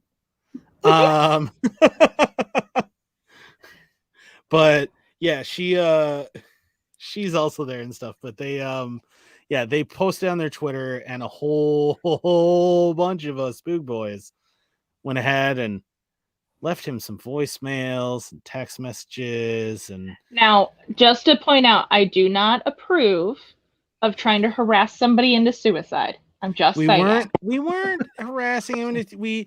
We did make him make his Twitter, his blue checkmark Twitter, private, which is he posted 7 hours ago. He's still alive. Yeah.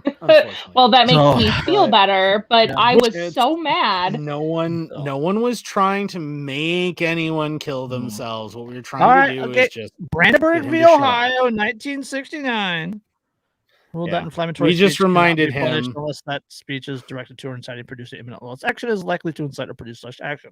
And nothing about what any individual did could be considered harassment. What they did was simply respond to a hateful message by a small, hateful, irrelevant person who hasn't been funny in 15 to 20 years. That is all we did. Come on, like 8 years. I'm a bleeding heart, though, so I don't think that anybody Fuck should him. ever. Of course, you're a bleeding heart. Everybody's heart bleeds. That's what's it. Well, yeah, most hearts bleed. You know, they say that the quickest route to a man's heart is through his stomach, but I would posit that it is in fact between the third and fourth ribs at a slightly upward angle. We can ask Buzz Lightyear on that. Can you imagine a death by Buzz Lightyear? Oh, Jesus. With a little laser beam on his arm. A little lightsaber. All right. My little brother used to have a Buzz Lightyear and a Woody, like the original ones. They were great. All right, let's get out of here. Yes. I'm like, I have an 8-year-old sense of humor, all right? And y'all love me. Calm down. Very much so. All right, let's throw out some plugs and get out of here. Let's throw out some plugs and get out of here. Let's throw out some Buzz Lightyears and get out of here. We're gonna jump on their stomachs, like I said, and just. Well, I personally don't like social media, so you can't find me really anywhere. You can't. You can, however, find me if Children.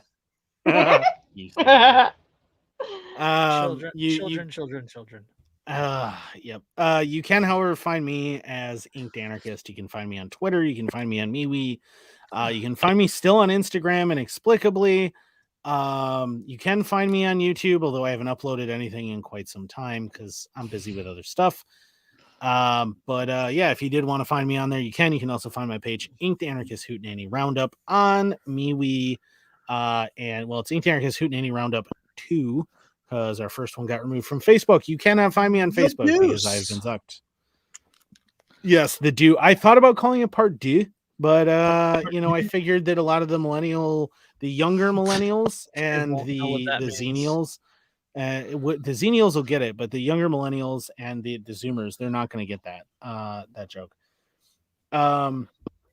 You can find me on there, and if you would like to care for your beard like a Viking, like I do, you can go to thebeardstruggle.com. Use code InkedAnarchist15. You get 15% off of their lovely, lovely products. They recently introduced their Platinum series of scents, which are awesome. I really like their Gold series. I tend to prefer Odin's Virtue. It's amazing. It smells like apples and cinnamon, and it's great. It does great things for your beard, makes it soft, makes it smell delicious. They also have a beard straightener, and they just introduced their second beard straightener, which has a carbon fiber body and is even better than the last one. They have beard serums so that you can make your beard grow better, all sorts of cool stuff. Check them out again, code InkedAnarchist15, get 15% off. Be sure to check out our boy Dave over at Poppins Patches. It's poppinpatches.com. And if you check him out and you see some stuff you like, you should definitely get it because all of the patches are really high quality. A lot of us buy a lot of his patches. We love them. They're fantastic. He supports the show. And definitely support people who support us, right? So that's super awesome. Make sure to buy Derica's book, Think for Yourself, a critical thinking workbook for beginners, and that's available on Amazon. Andrew's literally just reading the ticker at the bottom now. Oh man, I know, right? I'm not even reading it. It's super cool. It's like $10, I think, or something on Amazon. Yeah. It is a workbook, and it is for beginners, so keep that in mind. But definitely check that out. Check us out on Rumble. Check us out on a bunch of other alternative media. We're on all your favorite podcatchers, alternative to where you're watching or listening to us right now. Land the plane, Buzz. What else do we have? Do we have anything else? We have nothing. Support else. Single mothers. I mean, that's also support on that single ticker. moms. Oh, that's also on the ticker. Boog Boogie 79, who is going to be getting me my Wisconsin Boogaloo flag very shortly. He gave me some free stuff. It's super cool, man. He's got is it as thin as the mask I wear? Yeah, it is. This is good and thin. This is really less about, like, if I hold it up there, that is not Yeah, thin it's at all. it's easily as thin. But you that's more about shall we say identity concealment at protests and demonstrations and such. But check him out. He's got a lot of cool flags. You'll find him on Twitter, Big Biggie 79, and he's got cool stuff. He's got a bunch of state flags converted into Boogaloo flags. Yeah. They're on their way out. Once I get my How are Wisconsin those, one, I'll definitely show you guys. How's those painkillers working, Andrew? You know what? They work best when combined with booze. I'm just saying. We can tell. We can tell. I'm pretty sure I have run through absolutely everything, all of the plugs needed. I don't know if anybody has anything else. No, we don't. Stop talking. Take your piece. All right, I mean, we love you guys. I was gonna joke about if you really wanted to get a hold of me, you could get a hold of Andrew, but maybe get a hold of Jason. He'll talk less.